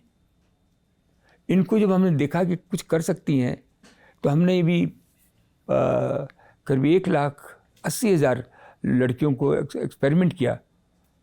100% सब पैसा कमा रही हैं। जो लोकल चीज़ बना रही हैं, कोई चक्की का आटा चला रही हैं, किसी ने ब्यूटी पार्लर खोल दिया, सबको पैसा देते हैं, कराते हैं, किसी ने ग्रोसरी शॉप खोल दी, कोई सामान ला रहा है। तो ये जो हम जब पैसा उनके पास आया नहीं, 1,000 रुपये महीना, उनका जो ये मेरे को बदलना है। तो औरतों को, लड़कियों को और दूसरे लाखों बच्चे हिंदुस्तान से बाहर पढ़ने जाते हैं, मेरा दिल रोता है। ये साल खाली इंग्लैंड में 4 लाख से ज़्यादा बच्चे गए, छोटी सी जगह। अमेरिका में कितने गए होंगे? बच्चे लोग, माँ बाप पेट काट काट करके $50,000, $60,000 कम से कम लगते हैं, उनको देते हैं। हिंदुस्तान आज डिजिटल का ज़माना है। मैं हार्वर्ड में इतनी बार गया हूँगा, वर्ल्ड क्लास की एक यूनिवर्सिटी बनाई जाए। आज अमेरिका इतना बड़ा क्यों है? क्योंकि वहाँ 40 यूनिवर्सिटियाँ हैं। वो यूनिवर्सिटी में पढ़ाई नहीं कराई जाती है, उनको विजनरी बनाया जाता है। Top class research and scientist का होता है। ये नहीं कि उनको पढ़ाई में पास करना है, एग्ज़ाम तो आउटडेटेड हो गया है। ये जो है, ये मेरे को इंडिया में करना है, ये मेरे को इंडिया में करना है। और ये क्या वेदांता ऐसी कोई यूनिवर्सिटी खोलने पर विचार कर रहा है? हमने उड़ीसा में पानी का बहाव हो और उसके साथ में एक एग्जीबिशन सेंटर ऐसा खुले। आप यहाँ विज्ञान वन देते हैं, जर्मनी में, अमेरिका में, जो 12 महीने एग्जीबिशन चले, रेल रोड हो, प्लेन हो, होटल्स खुले हुए हों, रिक्रिएशन सेंटर हों, और वहाँ पे सारी दुनिया के लोग माल देखने आएँ, मशीनें बेचने आएँ। तो ये मेरा ख्वाब है और ये ख्वाब को मैं लगा हुआ हूँ। मेरी बेटी, मेरे लोग इसको पूरा करें, पूरा करके ऐसी यूनिवर्सिटी बने कि दुनिया रिवर्स हो जाए। Thank you for saying this sir, क्योंकि जितनी दफ़ा हम आईवी लीग यूनिवर्सिटीज़ देखते हैं, हाँ, जो अमेरिका की ताकत का एक बड़ा सोर्स है, केंद्र है, तो हम देखते हैं कि वो सिर्फ सरकारी पैसे से नहीं चल रही, वहाँ के बड़े 100% प्राइवेट। जी, वो कोई भी यूनिवर्सिटी जो है जी, 40 की 40 यूनिवर्सिटी जो है जी, वो इंडिविजुअल लोगों ने पैसा दिया है। मैं इस यूनिवर्सिटी में 10,000 करोड़ रुपए अपने पास से दूंगा। मैं कल उड़ीसा के चीफ मिनिस्टर के पास में भी था, उनको विश्वास नहीं हुआ। मैं 10,000 करोड़ रुपए आपको दूंगा। बिहार में भी करने की इच्छा है, यूपी में करने की इच्छा है, लेकिन एक पानी का किनारा मैंने देखा, जो ज़मीन हमने देखी वो 35 मिनट में हम लोग उस जगह पे पहुंच गए, एयरपोर्ट, इंटरनेशनल एयरपोर्ट से। जी, इंटरनेशनल फ्लाइट है, कोणार्क टेम्पल है, इंफ्रास्ट्रक्चर होना चाहिए, ज़मीन की पर्याप्त उपलब्धता हो, मौसम ठीक हो। 2 लाख स्टूडेंट्स की वो एक नगर बने। जैसे मिशिगन में यूनिवर्सिटी टाउन है, यहाँ येल में है, बॉस्टन में है, जी, बॉस्टन में है, एजुकेशन सिटी है, हार्वर्ड है, MIT है। और आप देखिए 20% जो पढ़ाने वाले हैं वो सब हिंदुस्तानी हैं, बिल्कुल, वो सब इंडिया मानने चाहते हैं। और डिजिटल बन जाएगा तो मेरा सबसे बड़ा ख्वाब है कि हमारे घर में जो हमारी बहन बेटियां और माएँ वो पढ़ना चाहती हैं, घर में बैठ के पढ़ सकती हैं। तो डिजिटल है, they don't have to travel. वो 100% डिजिटल बनाएंगे। ये जब कॉपर स्मेल्टर लगा लिया, जब एल्युमिनियम का फैक्ट्री लगा दिया, जब बिहार से बॉम्बे आ गए, तो ये क्यों नहीं हो सकता है? बिल्कुल। ये मेरे में कोई कमी है इसलिए नहीं हो रहा है। मेरे में जज्बा कुछ कम है, वो जज्बा नहीं है जो अभी तक होना चाहिए था। वो जज्बा हो जाएगा तो हो जाएगा।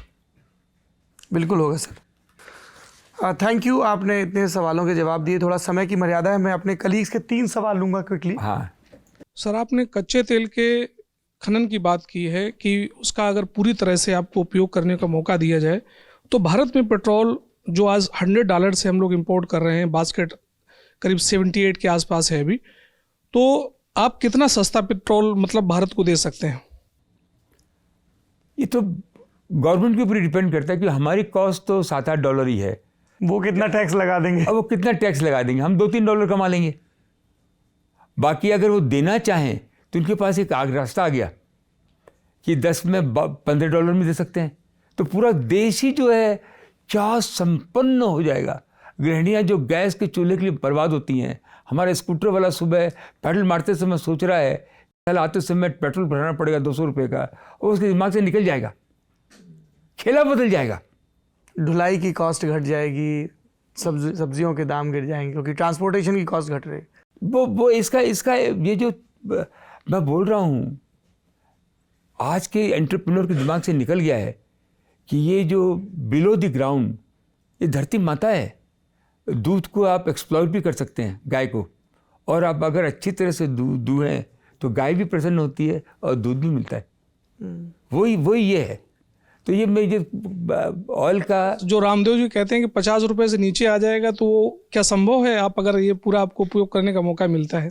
हम तो बना ही रहे हैं जी। आज 25% ऑयल अनिल अग्रवाल की कंपनी बना ही रही है, बाड़मेर में बना रहे हैं। लेकिन नहीं, पेट्रोल के दाम अभी भी उतने ही हैं सर। वो तो गवर्नमेंट के हाथ में ना। टैक्सेशन। जी, अगला सवाल। हाँ, हम डायरेक्ट कंज्यूमर को बेच नहीं सकते, हम तो। सर, फंडिंग के चक्कर में आपने लंदन जाकर के लिस्टिंग कराने का फैसला किया है। 2003 में लिस्टिंग हुई थी, उसके बाद से अभी काफ़ी ज़्यादा चीज़ें चेंज हो गई हैं। जैसे शार्क टैंक जैसे शो आ गए हैं, जहाँ पर इन्वेस्टर्स, स्टार्टअप के जो फाउंडर है वो जाते हैं, पैसे लेते हैं।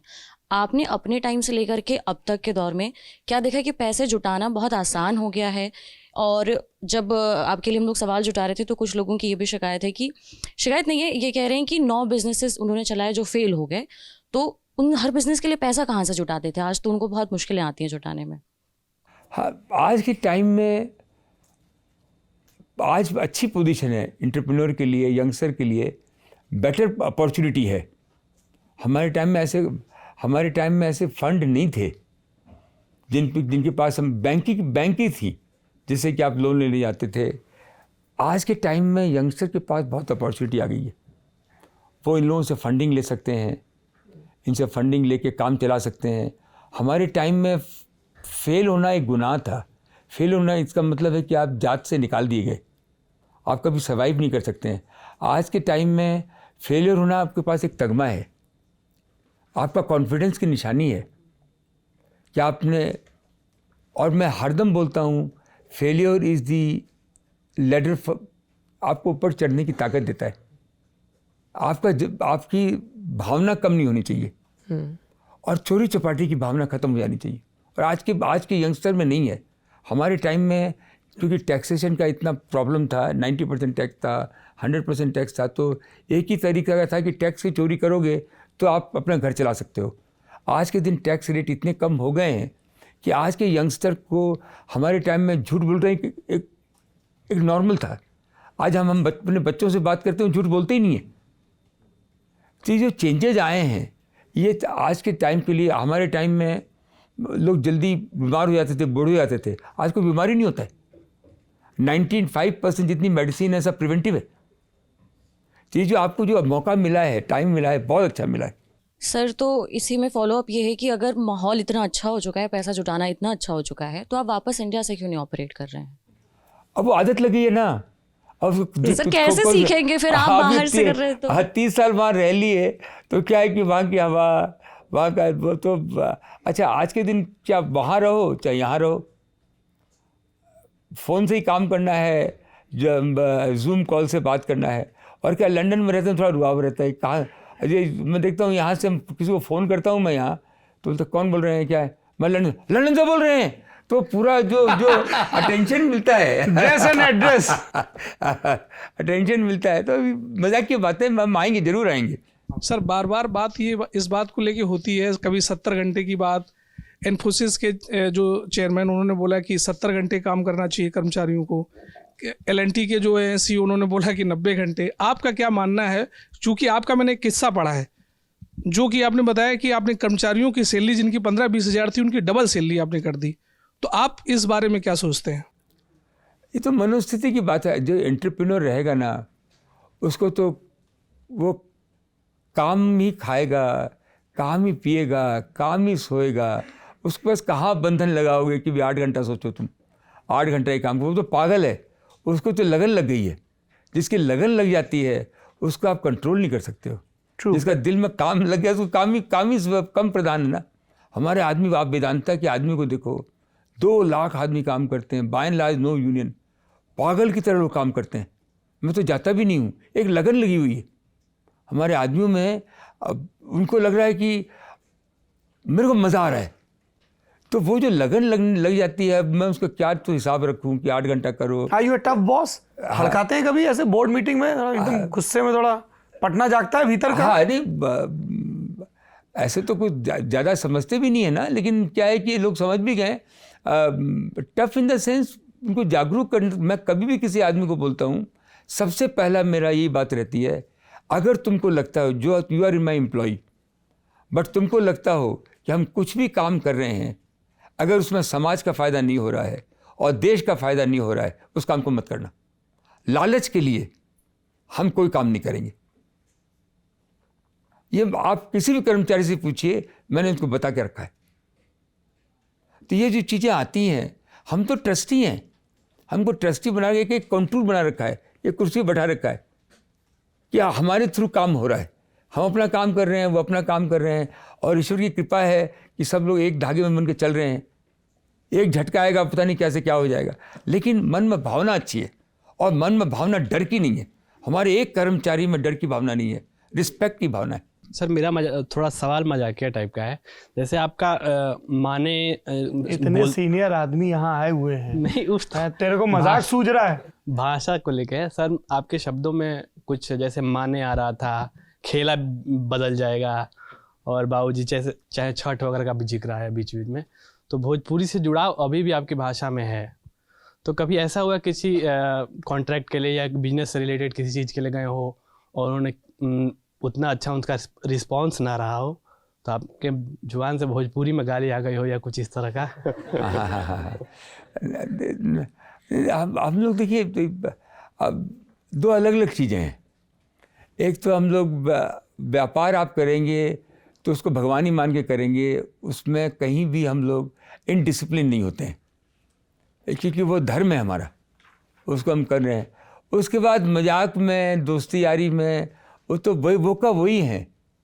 आप आके घर में दिखिएगा तो वही खा रहे हैं, वही पी रहे हैं। हम थक जाते हैं जब अंग्रेज़ के साथ खाना खाते हैं।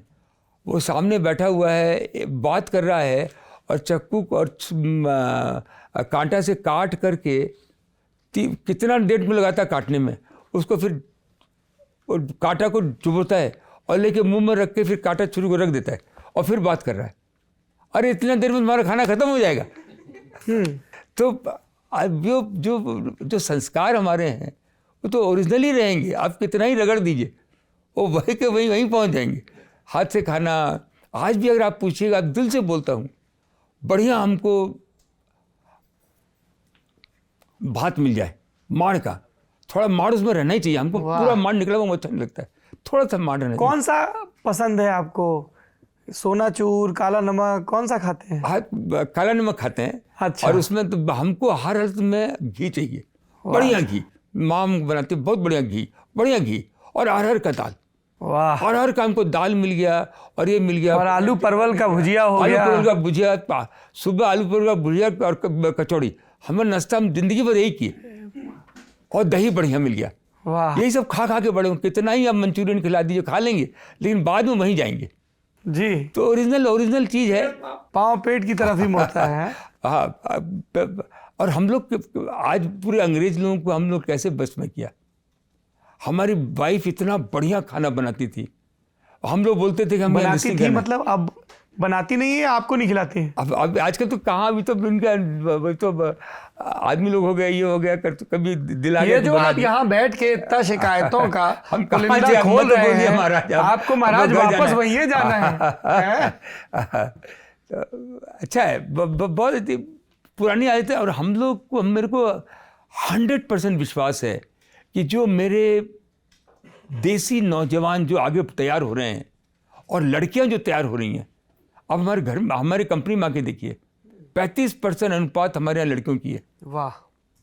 और वो जो मशीनें चला रही हैं, अभी एक हमारी लड़की प्रिया ने 3 किलोमीटर नीचे ज़मीन के अंदर माइन हो रही है, 100% लड़कियां कर रही हैं।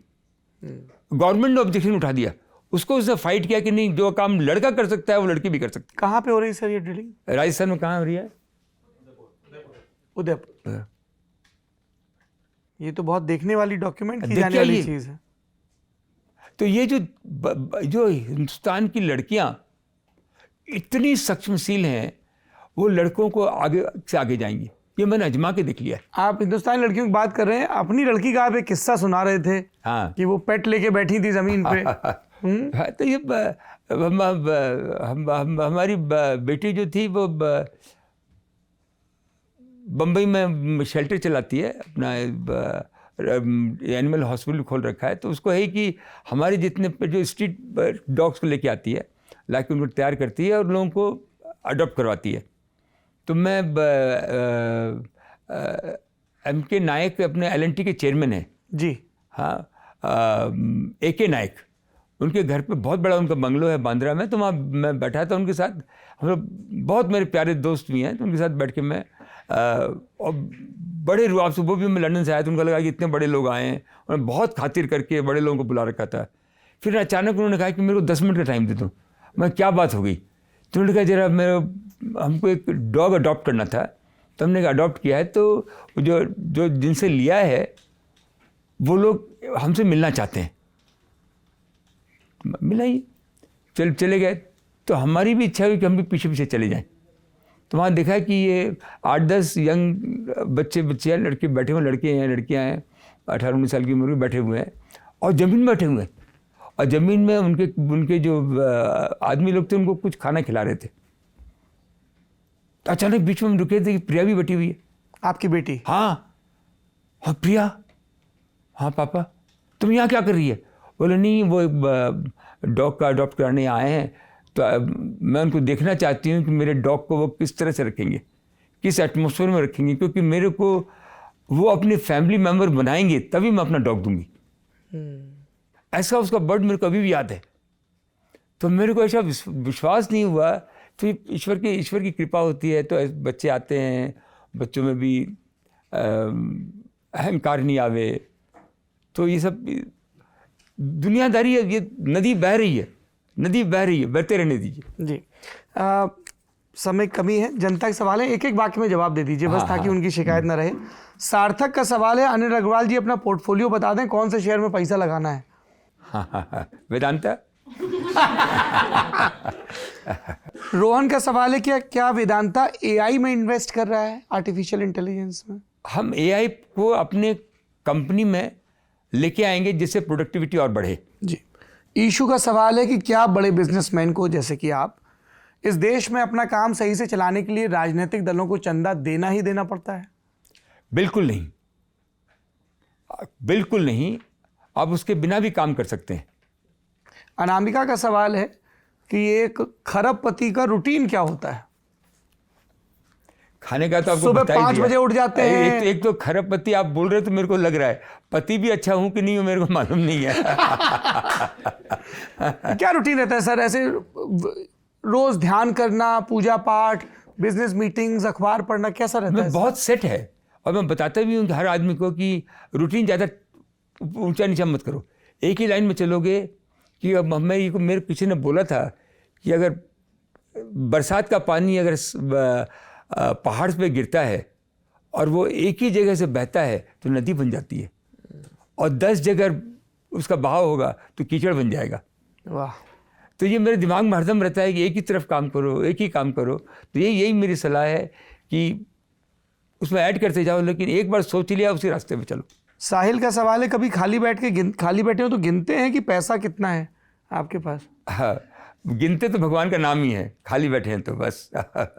अच्छा। धीरज का सवाल है कि कभी सेल में शॉपिंग की, अरे 50% की छूट आएगी तब खरीदेंगे? जिंदगी भर वही किया है, सेल में ही सही पड़े हुए हैं जी। सलील का सवाल, आखिरी सवाल, बिहार में इंडस्ट्री क्यों नहीं पनप रही है? अनिल अग्रवाल जी, वेदांत के कर्ता धर्ता, अपनी मातृभूमि के लिए कब और क्या करने वाले हैं? मैं हर हालत में बिहार में इंडस्ट्री लगाना चाहता हूं, और मेरी दिली ख्वाहिश भी है कि वहाँ बहुत अच्छी खपत भी है। हमारे बिहार में 14 करोड़ लोग रहते हैं, दूसरे देशों में, दूसरे प्रांतों में 6 करोड़ लेते हैं, वो इतने बढ़ गए। हमारा ये प्रांत तो बढ़ना ही चाहिए, और यूपी बिहार को बंगाल जोड़ लेंगे। लेकिन अभी जो वहाँ स्थिति है, जो राजनीतिक स्थिति है, जो पावर की पोजीशन निवेश है, के अनुकूल नहीं है। वो है। और हम कोशिश भी कर रहे हैं। क्या देखें तो हमने अभी वो प्लान किया है कि रिन्यूएबल एनर्जी का बहुत बड़ा, क्योंकि हमारे पास सूरज का उदय अच्छा हो रहा है, उसके ऊपर देख रहे हैं कि वो रिन्यूएबल एनर्जी हम करें और एल्युमिनियम की कोई डाउन स्ट्रीम फैक्ट्री से चालू करें।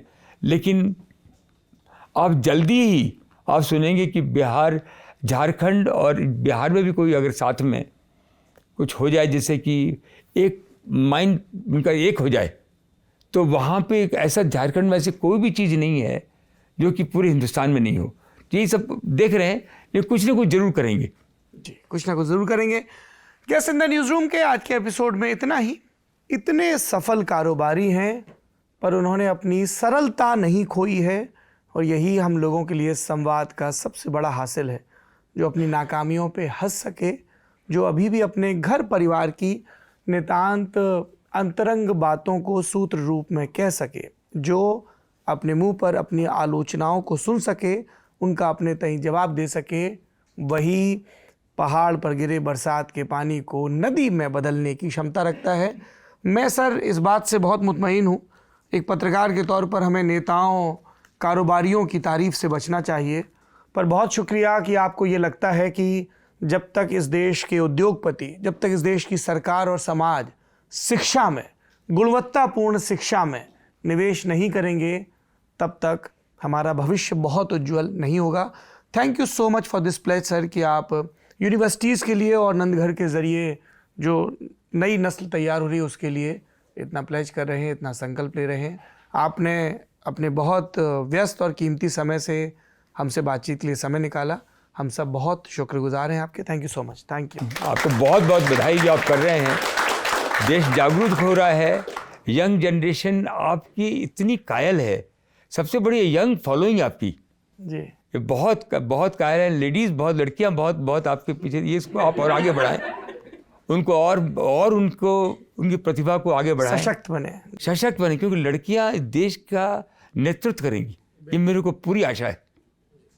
और यहाँ भी हम बहुत कमाल की टीम के साथ ब्लेस्ड हैं। जैसी आपकी वेदांता की टीम, वैसी हमारी ललन टॉप की जोरदार टीम। ललन टॉप, क्या नाम रखा है ललन टॉप नाम कैसे आया? सर मैं उरई का रहने वाला हूँ, चमारी मेरा गांव है, बुंदेलखंड का, कानपुर में पढ़ाई लिखाई हुई। तो हमारे यहाँ जो कोई बड़ा देसी हो पर अपने जज्बे में बड़ा टॉप पे रहने का रखता हो, है ना, तो वो उसको ललन टॉप बोलते हैं। अच्छा, हाँ, कि हम दाल भात भी खा सकते हैं, पर हमें एल्युमिनियम की कौन से अफ्रीकी देश में खरीदनी है, उसके लिए क्या डील देनी है, उस पर भी बात कर सकते हैं। हमें ओबरॉय में घुसने का हुनर भी आता है, और परवल में कितना तेल और कितना नमक पड़ना चाहिए ये भी आता है ना। हम थेम्स नदी के किनारे एक बड़ा स्टूडियो भी खरीद सकते हैं, और हम गंगा मैया पे एक भजन भी सुना सकते हैं। वो है ललन टॉप, नितांत देसी पर पूरी दुनिया को जीतने की कुव्वत रखने वाला। बहुत अच्छा लगा। Thank you sir. बहुत भगवान ने आपको थैंक यू।